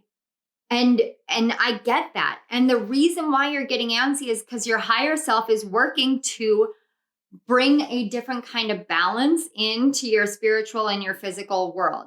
Something is being reworked on a soul level for you guys. And this is something that is so unique. It's so rare. It's what I'm hearing. It's so rare. It's like seeing a hummingbird in the middle of winter, suckling on the nectar of a suddenly blossomed flower, singular flower outside your window in the dead of winter. That kind of scenario, I don't know that I have ever heard of it happening, but that's the vision I'm getting. That was the vision I got, was literally like 10 below zero, And this is Fahrenheit, guys, because I'm in the US, so we use Fahrenheit. I don't do Celsius calculation translators automatically like that. So if anybody wants to translate that to Celsius, I know it's significantly lower, fairly certain. So yeah, go ahead. But it's like 10 below zero. So a hummingbird with all its teeny tininess shouldn't even be able to fly in that weather. And a flower wouldn't blossom in that weather. And it's literally like what I'm seeing is literally a flower that just like shot up out of the snow. That's how rare this situation is. It's kind of like you put your guides on I'm seeing like a super, I'm getting such crazy visuals for you guys. I am seeing like a super busy office space, but it's filled with spirit guides and they all have these different papers and they're running around like chaotic because they know the boss is coming in and they know that they're supposed to have this presentation done, but they don't know how to do this presentation because nobody's ever done it before. This is really cool. So this energy that you're in right now is literally like, I want to go, I want to go, I want to go, I want to go. But you can't, you have to shift, you have to wait. And this is going to be the hardest wait you've ever done because right now in the collective, everyone is talking about making a decision, choosing a path, choosing a new direction, taking something new, but it isn't about that. It's about your contract coming down new and your higher self is literally sitting there going, well, this and this and this and this is what they have stated they want. I need to do this for my ego self. I need to do this for my lower self. So your soul is literally essentially trying to build a contract that is suited for you living your life to the highest possible imagination you could ever have. Short of like sprouting wings and flying in the world, which if you do that, that would be incredible because I mean, anything is possible. But seriously, this is what I'm picking up. And because of that, what I want to do here is we're going to kind of shift. This is your shadow and this is your light. And we're talking about becoming a creative superstation. What I'm feeling is that you're going to feel a tug in your navel center. This is when the contract comes down, you'll feel this kind of tug in your navel center, in your sacral chakra. It will feel like a rebalance. As soon as you feel that, your heart will feel a rebalance, and then your crown will feel a rebalance, and it will happen quickly. You might even second guess it even existed, but it did. I promise you it did. So when you feel that, your shadow is going to go, I'm ready to go. I'm ready to explode outward. So we're going to look at this because this is what your shadow is going to bring forth to you to break you out of the void space that you have been put in because you needed to be put in there. So let's see. I'm so excited for you guys. Oh my God. Oh, we have the card 22 and Blessed. Oh my gosh, you guys, we have the card 12 and Truth. 12, and 75 reduces to a 12. This is some like high-end spiritual stuff that I'm amazed by. All right, detox time. Yes, see, detox time. Release toxins from your body, your mind, and your diet. You are going through a spiritual detox. And this talks about detoxing your mind, your body, and your spirit, but you're going through a cleansing of your soul contracts. You are getting like a whole new soul contract. Like your spirit is being detoxed. Oh my God. And then we have Queen in reverse. And it says, becomes arrogant when authority is challenged, controlling and demanding. All right. So you're going to come into contact with someone who makes you feel as though you are being controlling. You are being too authoritative. They're going to challenge your own divine feminine energy. They're going to say something to you and you're going to look at them and you're going to go, I don't need this in my life. I don't need this anymore. This is, again, that like South Node 7th house energy that I'm picking up again. So you're going to say, okay, no, we're done. Done skis, we're done. This might happen around December 22nd. Just because 12 and 22 just like screamed at me December. I don't like giving dates. I'm not going to give you a year. It could be December of 2022 sometime. It could be. I can't tell you definitively. But someone is going to tell you that how you are is too arrogant, that you are controlling, that you are demanding, that you are out of your realm, but you are standing in your regality. You are standing in your blessings. You have detoxed, you have stood in your blessings, you have stood in your truth, and that has healed your shadow. So you're going to get into this Knight of Wands and you're going to go, I'm done. I'm walking away. I'm going my direction. I'm doing things my way. And it's like this bolt. I just feel this, the tug, the bolt. It's gonna feel like lightning through your body. This crack of awareness, not like a tower card lightning, but this crack of awareness. It's like he's got this wand and it's a flame, like it's lit up at the end. It is a flame. And if you look, his wand looks like what you would hit a switch that you would hit the horse with. But it's on fire, so you'd light your horse on fire. It's illogical. But if you're going to break yourself out of an enclosure, you're going to need a flame to create a breakage in it. So you're going to go to the area that is the weakest, and you're going to go, okay. And the area that's the weakest is this connection that's going to make you challenge, or that's going to challenge the cleansing, the detox, the growth that you've had. And you're going to see everything for the truth of what it is. You're going to be elevated in this freedom energy and say, I know I'm blessed. I know my gifts. I know my path. I know my uniqueness. I know myself, and I know my true nobility. This is, again, I'm picking up Leo energy.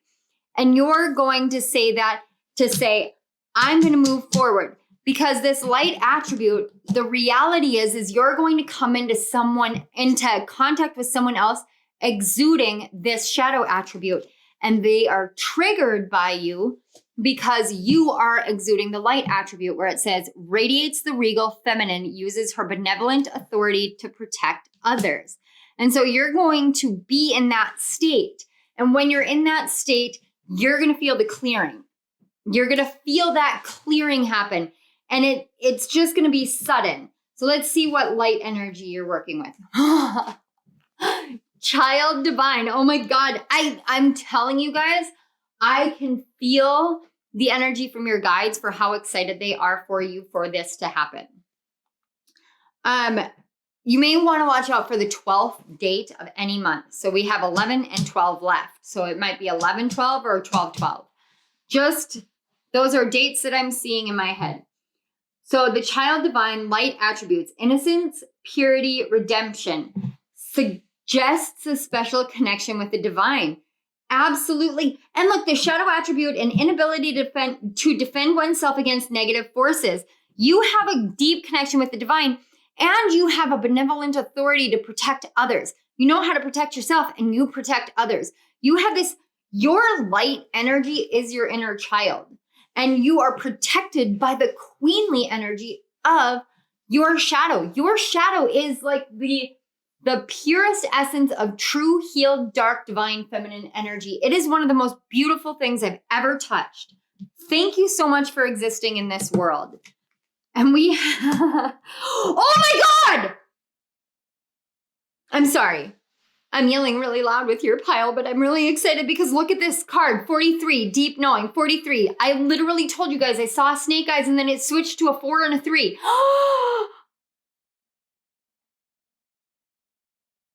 I'm shook. I am so shook right now, pile 3. Oh my God.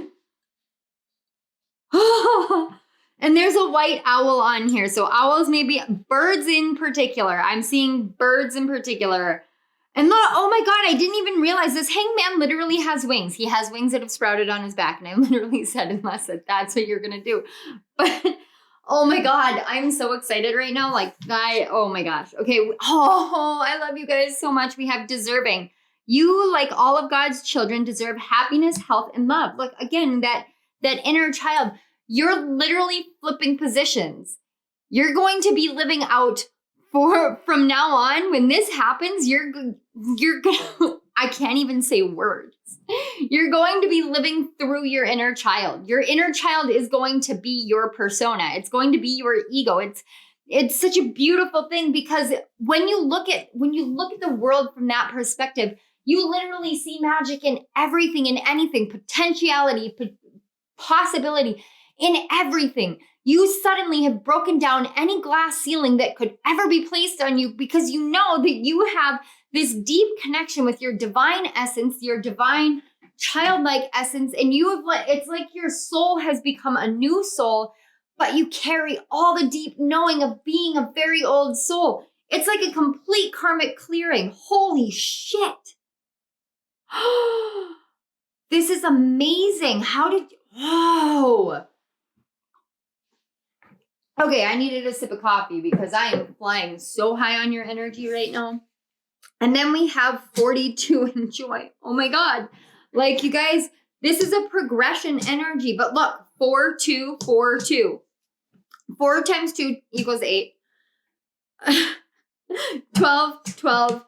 And then we had the 43 in the snake eyes. This is incredible.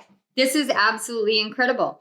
You guys are literally, and it says, you deserve happiness, health, love. You have this deep knowing. You know joy. You know the divine. You know your inner child. You are working in a way that the world doesn't work, and you're making it work for you. And that is how you embrace your creation superstation. I'm so excited. Oh my gosh, you guys are the pile that has done so much work, and the world is going to come at you for a while.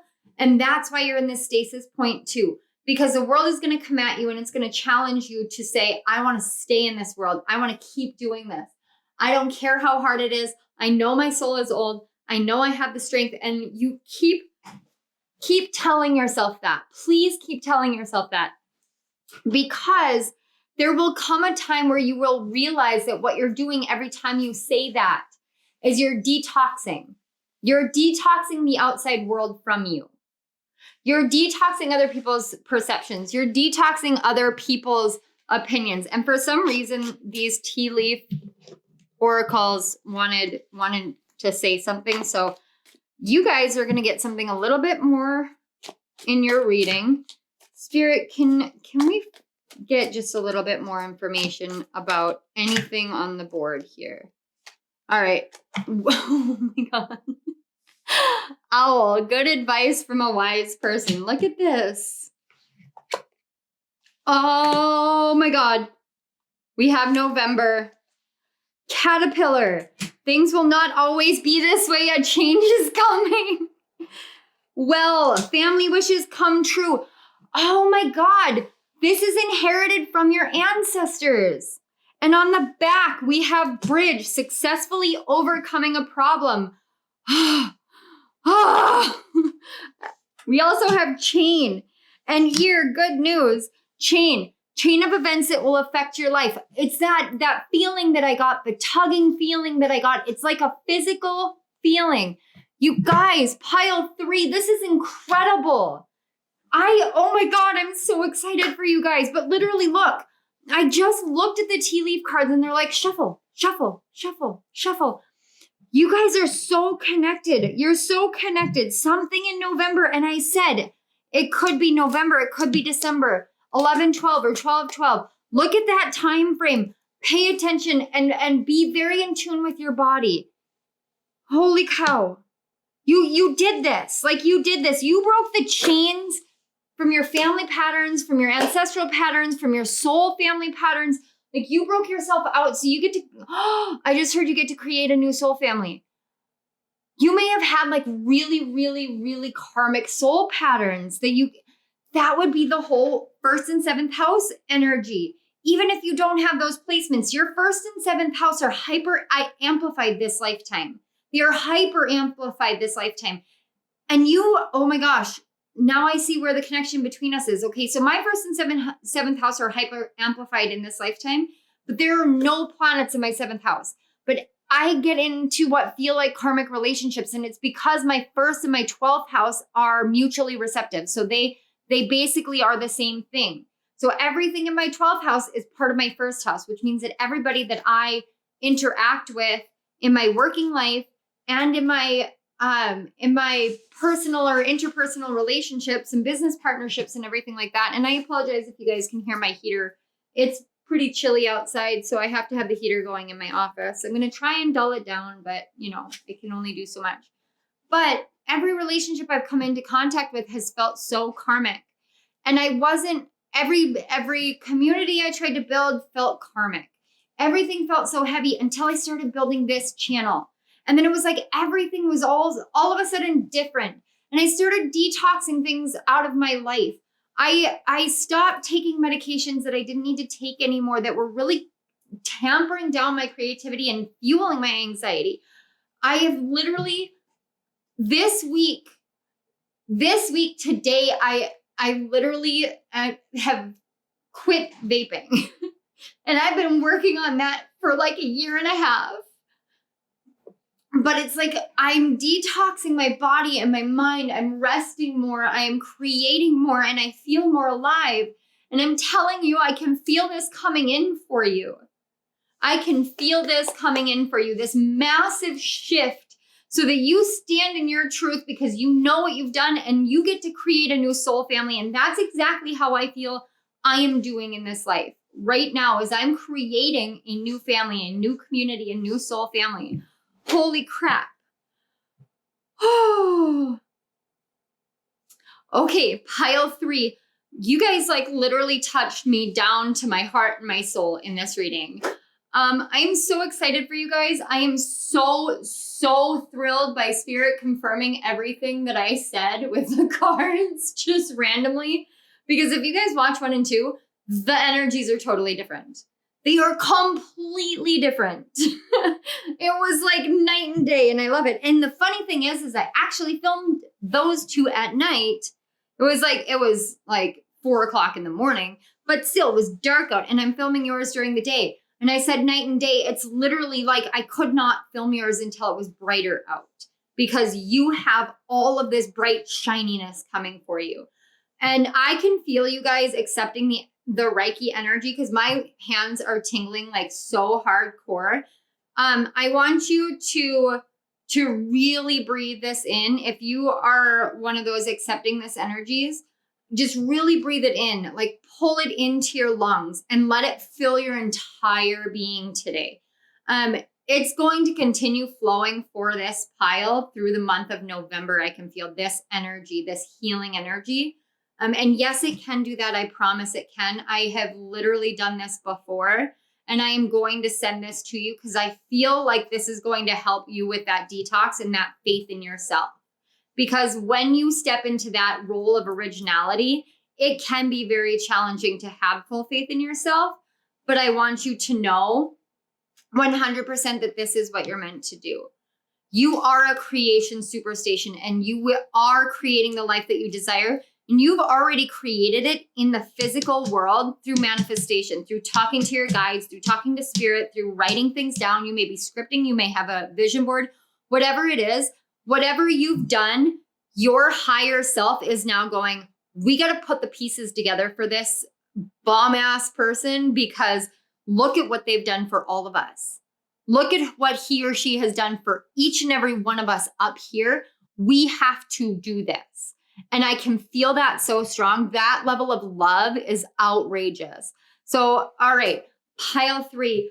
I celebrate yourself, please. Please celebrate yourself. Celebrate this. This is a win of magnitudes that my logical brain can't fathom.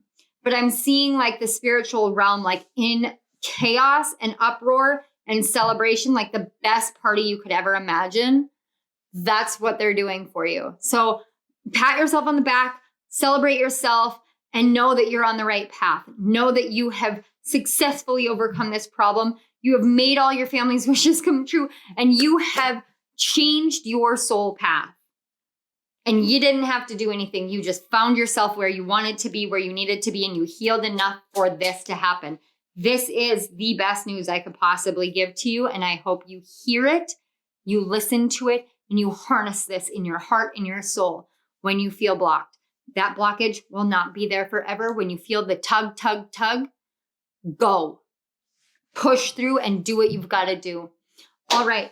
Pile 3, I love you guys so, so, so much. Thank you so much for being here. Thank you to your guides and my guides for facilitating the connection between us and spirit. Thank you so much for this amazing energy and this amazing message and just how crazy awesome it was.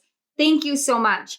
If this resonated, please hit that like button. Go ahead and subscribe to my channel so you don't miss any of my upcoming videos. Don't forget to hit that notification bell. In the description box below, you will find links to my author page, as well as links to donate to my channel and links to book a personal reading with me. All my personal readings are done the exact same way. I don't allow questions. I simply ask your guides what you need to know. I pull cards and I do that for the duration of the time. Sometimes the times go over. I do not overcharge you, or I do not charge you anything additional. If your guides and spirit want to talk longer than the half hour or 45 minutes or half hour or hour-long readings.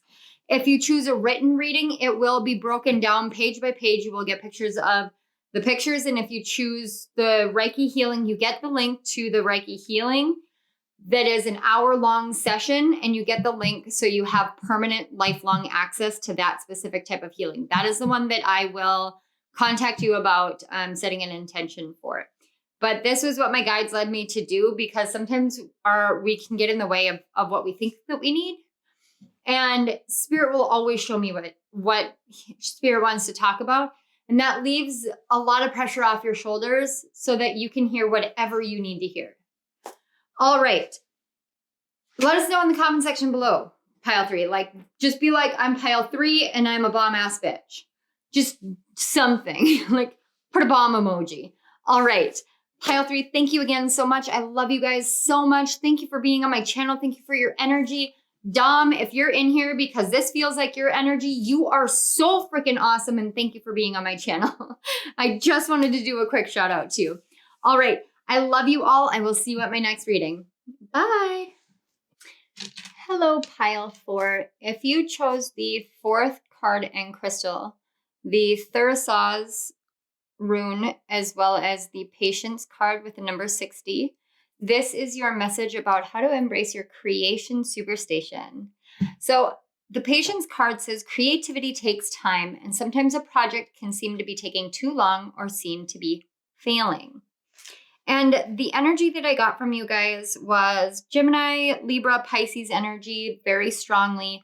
Anything with duality, because the Thurisaz rune really talks about balancing extremes, balancing polarities. So there's a lot of balance going on here, and we do have a Justice card out here as well. But creativity and creating the life that you desire, it does take time, because it's like when you think about the time and space continuum, there is this delay factor. We can put out as much as we want, but the universe and the collective have to align themselves to where we're at.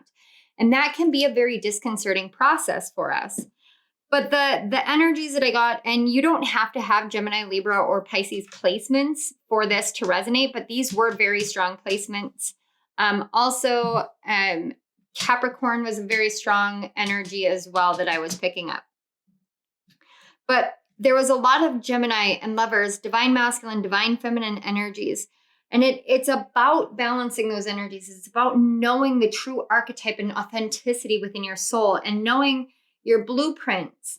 And blueprints can come in many forms when we think about them in this lifetime. You can see your astrological natal chart as a blueprint of your soul. You can see your draconic chart as the blueprint of your soul. You can see your sidereal or Vedic chart as the blueprint of your soul. You can see your human design chart or your gene keys profile as a blueprint of your soul. You can actually blend and combine any of these features to create the blueprint that feels right to you.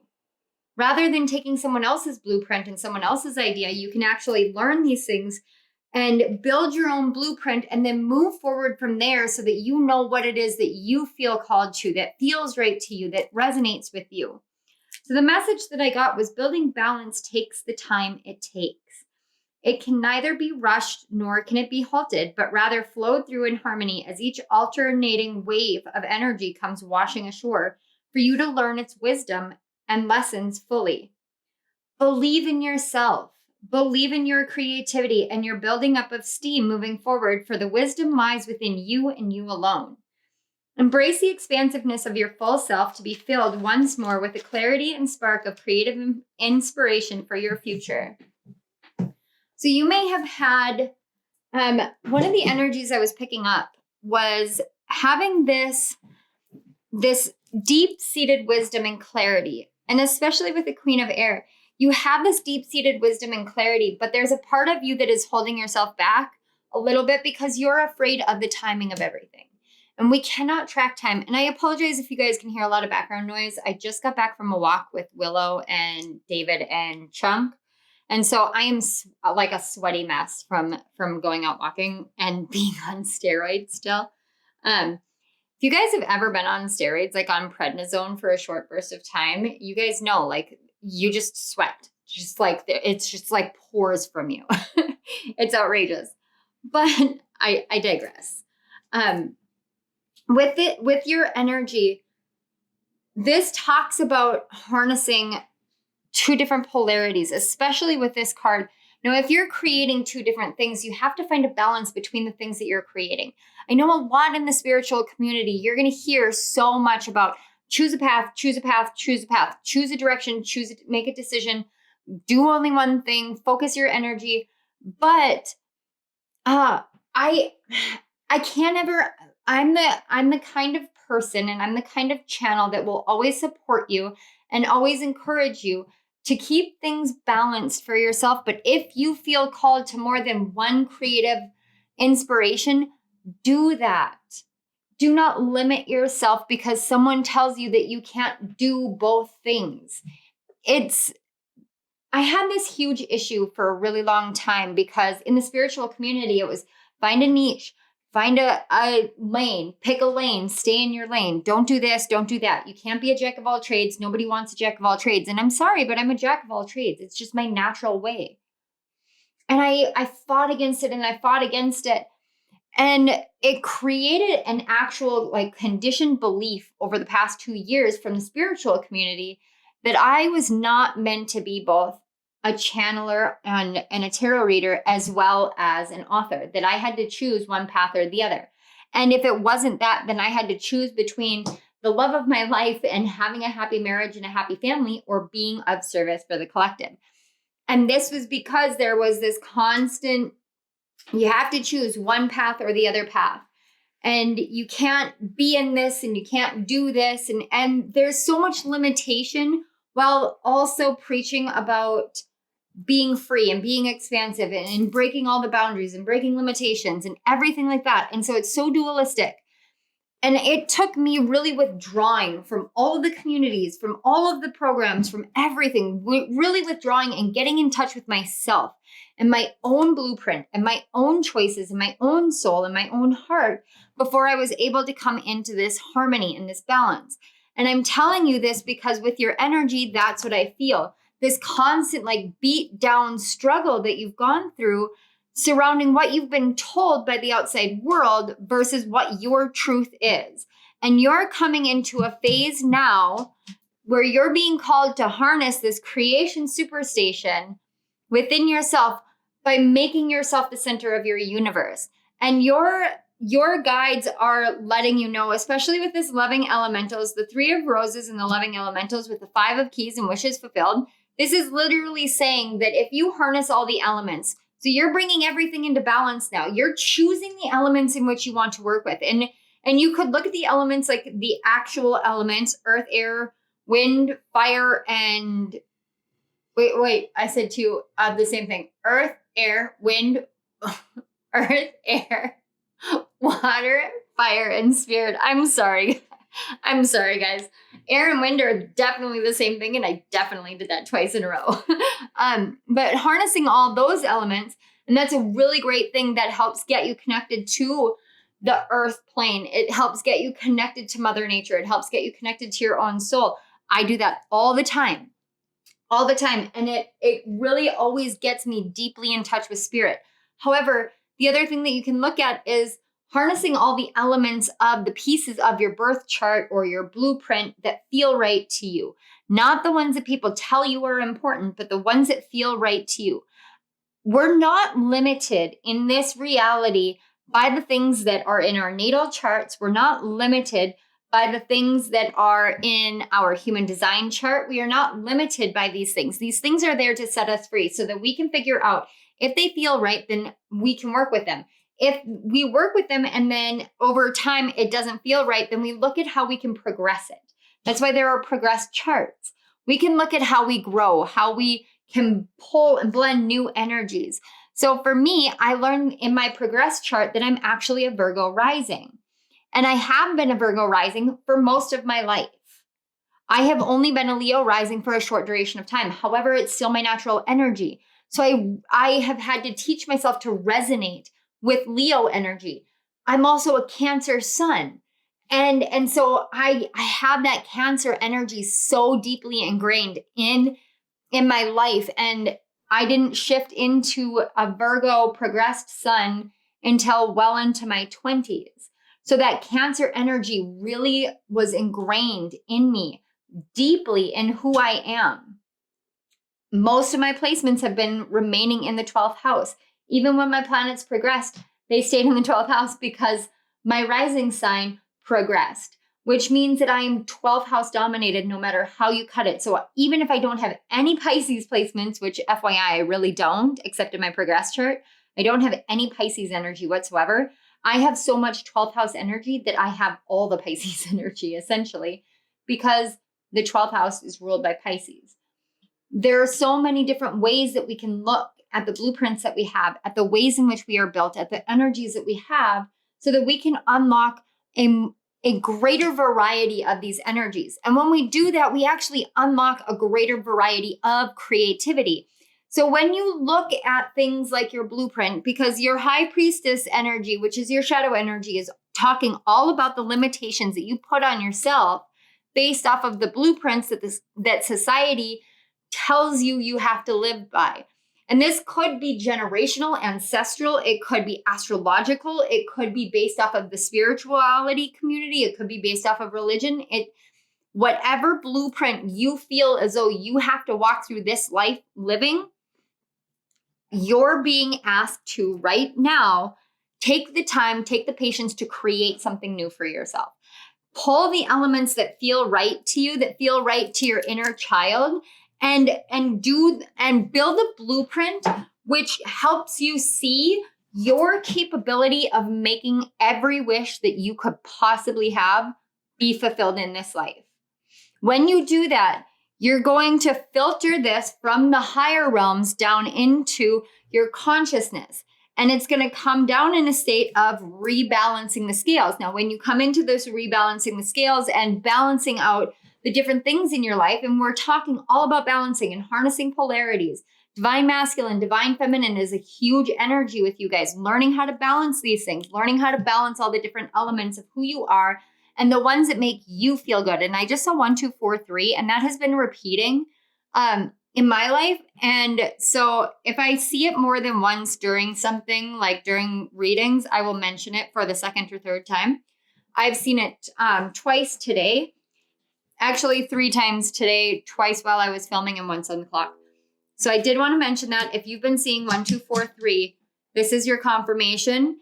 I treat it much like 1, 2, 3, 4, except that you're going from 1 to 2 and then you're blending them together into a solid foundation and then moving back into that harmonious 3 energy. I really love 3 energy because to me, 3 energy is divine masculine, divine feminine, and your inner child coming together, melding together, and just kind of forming into one. And it's such a beautiful energy. But what I was saying is when you work with your shadow side to create this new archetype for yourself, you're being given this option to do that. And that brings your life into a greater sense of balance, a greater sense of harmony. And you're going to see where you've been harming yourself emotionally, mentally by saying, I can't do this, I can't do that, because someone else somewhere said that this is who I am and this is how I have to do it. And guys, I realize I do rising sign messages. So I give directions, I give advice, but you have to know whether that resonates. It has to touch you in your heart, in your soul.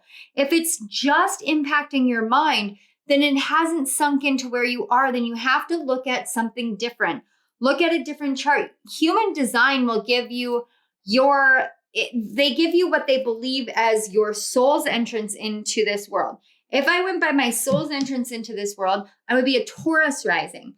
If I go based off of my birth, then I'm a Leo rising. If I go based off of my progressed, then I am a Virgo rising. If I go based off of my sidereal, then I'm a Cancer rising. And I'm saying this to you guys so you see the multifaceted nature that we are, just based off of astrological blueprints and different programs that are out there. So we can see that we truly are so multifaceted that there is not one system, there is not one single place or person that will ever be able to put you into a box, except for you. You put yourself into a box if you choose to. But your guides, and especially your higher self, is saying you can harness whatever elements within your chart, within astrology, within anything. You can harness whatever elements you want and create the person that you know to be your true nature, your true authentic archetype, your true self, this deep wisdom that you have within you. Create that and know that that person that you're creating is the one that fulfills all the wishes in your life. The one that has the power, the magic inherent in him or her to create that. That will bring you to this Queen of Air. She is the archetype of wisdom. She reminds me very much of Athena. She is wise. She is brave. She knows and she stands in her truth and in her power. And she comes forth and she tells you exactly like it is. And she tells you in a state of perfect balance. Now, this Justice card is off balance. You've got an off balance scale.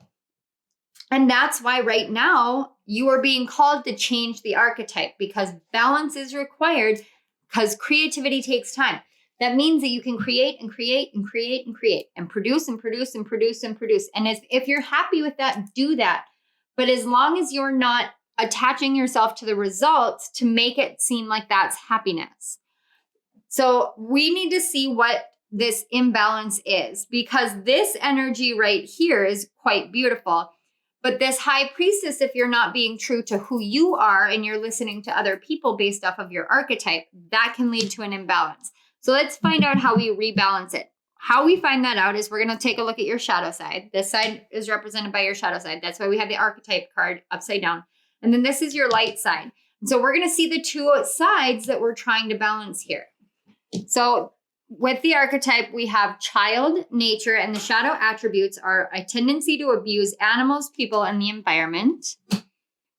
I am not accusing. We're talking about a shadow.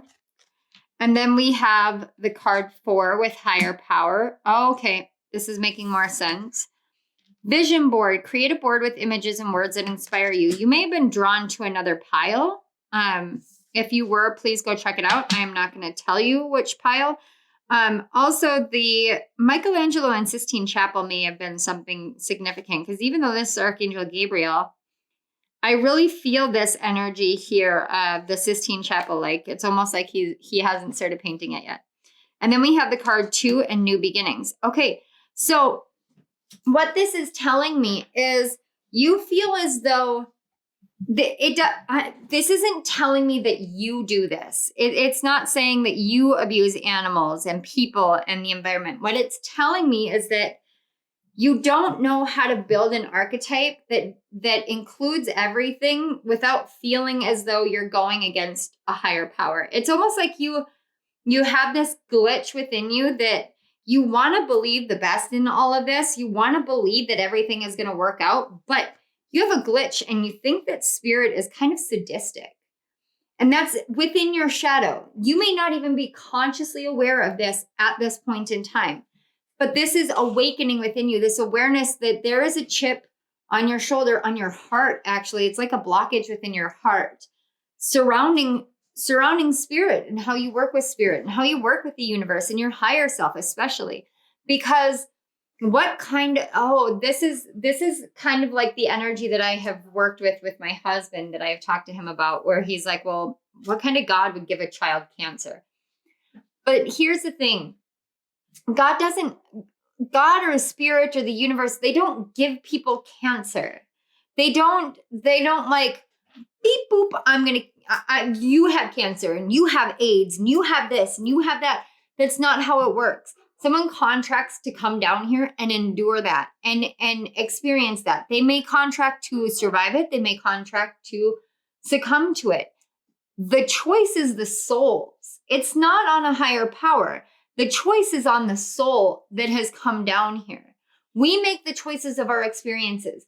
And it's not for us to try and determine why it happens, to who it happens. It's for us to understand that soul made a choice, and spirit walks beside those souls more closely than anyone else at all. And so you have this fear that you could create a vision board, you could try for a new beginning, but the higher power is a sad, sadistic bitch that is not going to let you. And that's what your shadow is saying. Your shadow wants you to really kind of take a step back and see. And I've been through this, because when you go through really hard times, really challenging moments, it's a natural thing to question spirit. It just is. You want to say, spirit, what the fuck? Like, what the fuck, dude? Like, why is this the way that it is? And you have to realize that it is the way that it is because you contracted it to be this way. You wanted to challenge yourself. You wanted to get yourself to the place where you could believe both in yourself and in others, but especially in spirit. Because the light attributes is friendships with animals and communication with nature spirits. But if you are not grounding and harnessing all of the elements that you contain within yourself, there's something missing. You can live your life in the higher realms, but if you don't ground yourself, you stay off balance because you're always in the higher realms. And even people who live in the higher realms do not always have the best relationship with spirit. They can be in the higher realms trying to dictate. I know I was. I know that I used to I'm going to go into a meditation and I'm going to just demand from everybody that this is how things go. And I do remember a very specific vision in meditation that I had where I was standing in like a pantheon and I was in front of the Council of Light and I was being a petulant little child as I was there. I was throwing a temper tantrum. And all I heard was the council has decided, be patient and have faith. And I did not want to hear that. Like, there was nothing within me that wanted to hear that at all. But it's what I needed to hear. It's what I needed to hear. We have to make steady progress in our lives. That's what we're taught to do. But that steady progress requires us to be able to see that there are things that take time. Creativity takes time. Creating ourselves takes time. Creating balance takes time. Creating understanding takes time.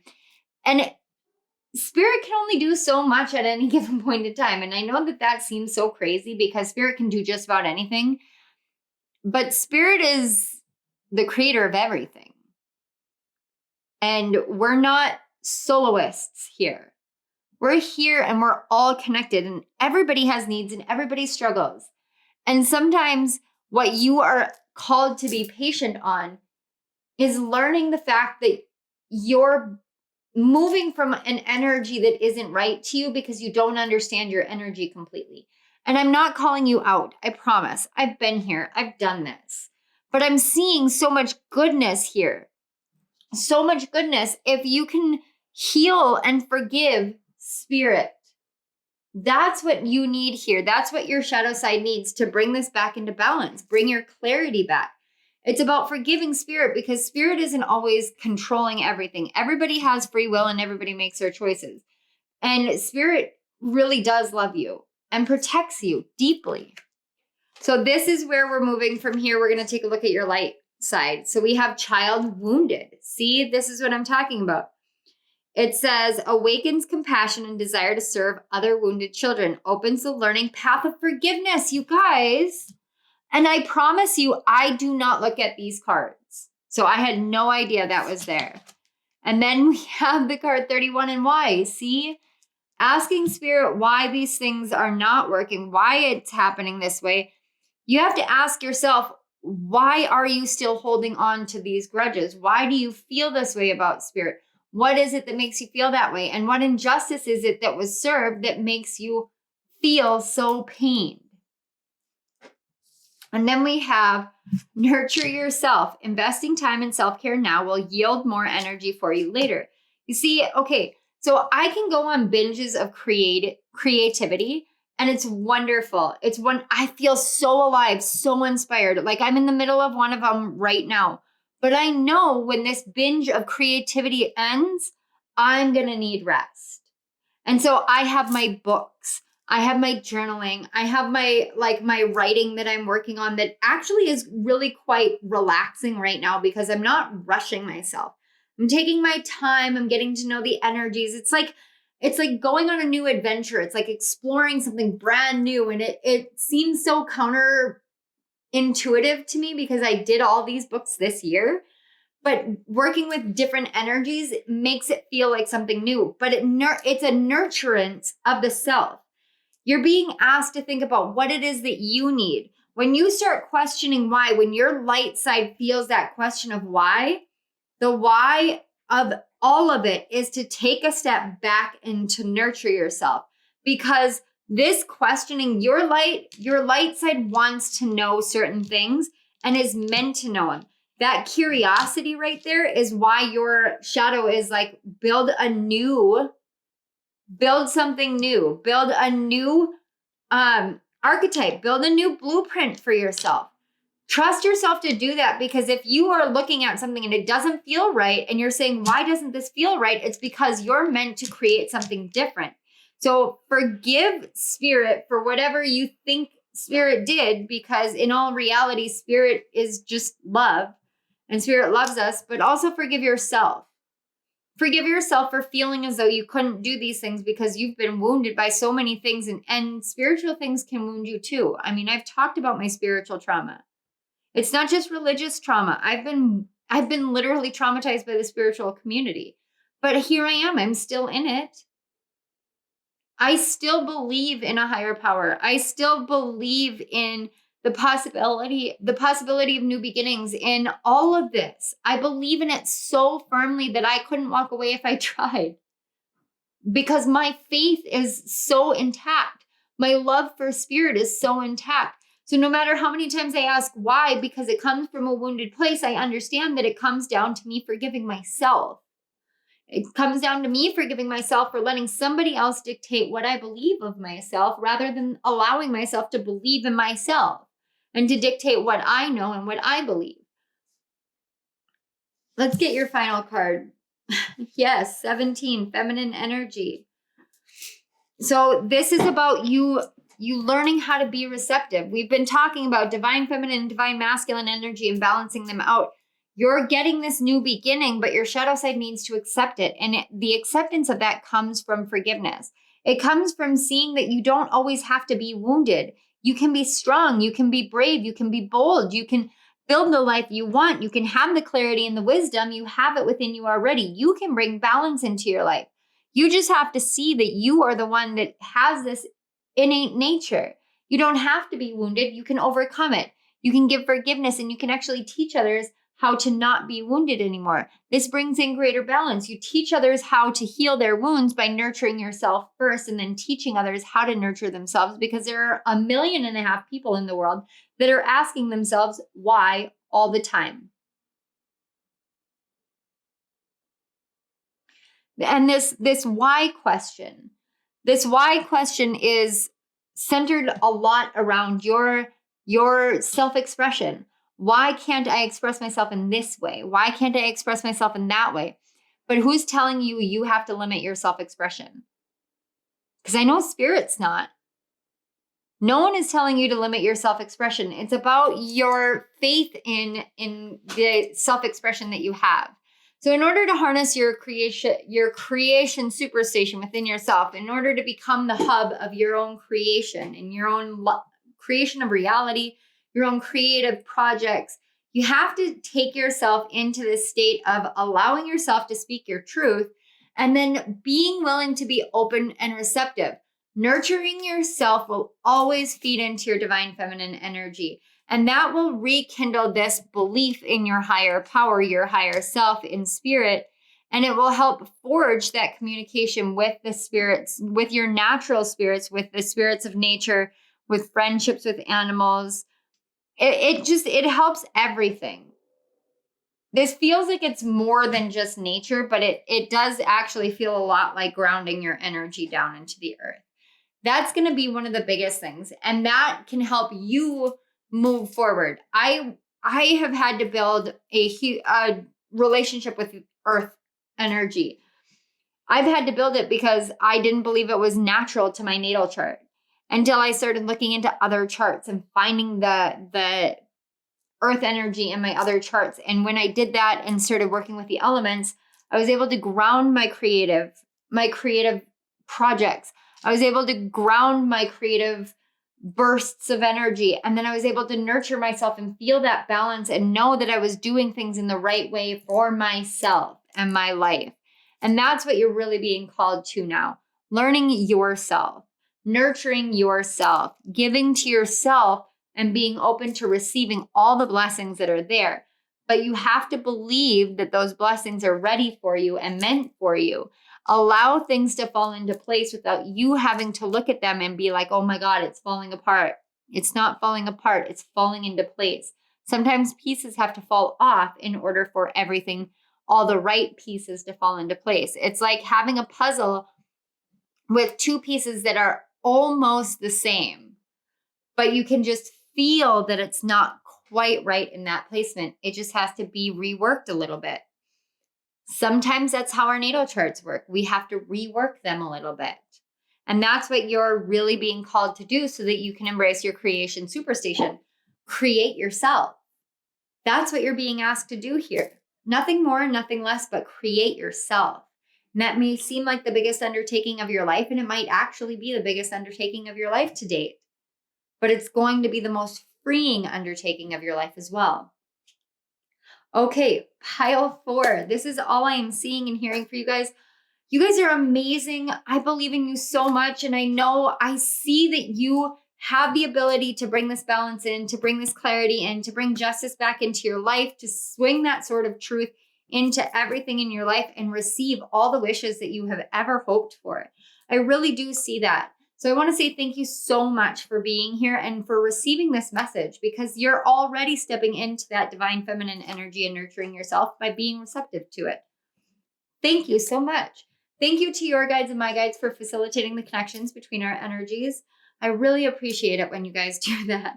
And thank you so much to Spirit. Spirit, you and I have had such a rocky relationship, and it is through that rocky relationship that I am able to really come forward and help show other people who are having trouble during their relationship with you what it's like to rekindle it, what it's like to rebuild it, what it's like to come back together and come back into harmony and union together. And I cannot tell you how appreciative I am and grateful I am to be able to be this for you, for others, to be this mouthpiece and this example for the world.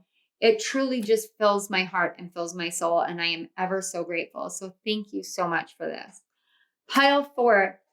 You guys know the YouTubey things. If this resonated, please hit that like button. Go ahead and share it with your friends and family. Share it on social media.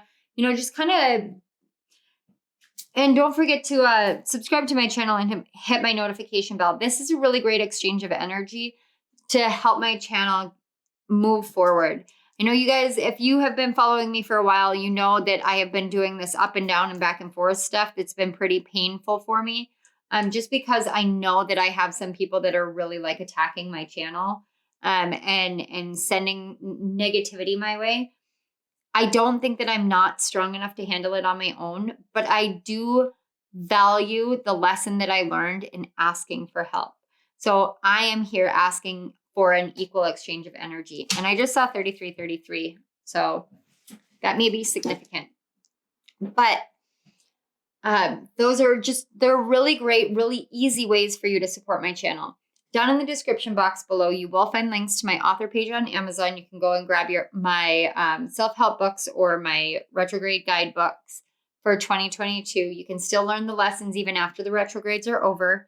I promise you they're designed that way so that the lessons are enduring because you've already been through the energy. So the lessons are already imbued in your energy. And it really does help you learn. I use them myself, and I have heard from quite a few people. They are very insightful and they have helped a lot of people. So it's really wonderful to be able to give that feedback back to the collective. There's also links to donate to my channel if you feel so inclined. You are not required to. It is ever so appreciative. It actually makes me cry when it happens. It makes me cry. And to the person who donated, I'm not going to name names, but you definitely moved my heart that day. So thank you very much. I'm honored to be an inspiration for you. And finally, if you want to book a personal reading with me or a healing session with me, go check out my link in the description box because I am now open for personal readings. Wow, brain. All right. Let me know down in the comment section below how you're doing with your patience and your balance, because I'm actually getting this energy now of like, okay, I've received the message. I need to sleep. It may just be because you guys are at the end of a very long video, but I spread it out over most of a day. So, all right. I love you guys so much. I want to say thank you so much for being here. I love, love, love you guys. I will see you at my next reading. Bye.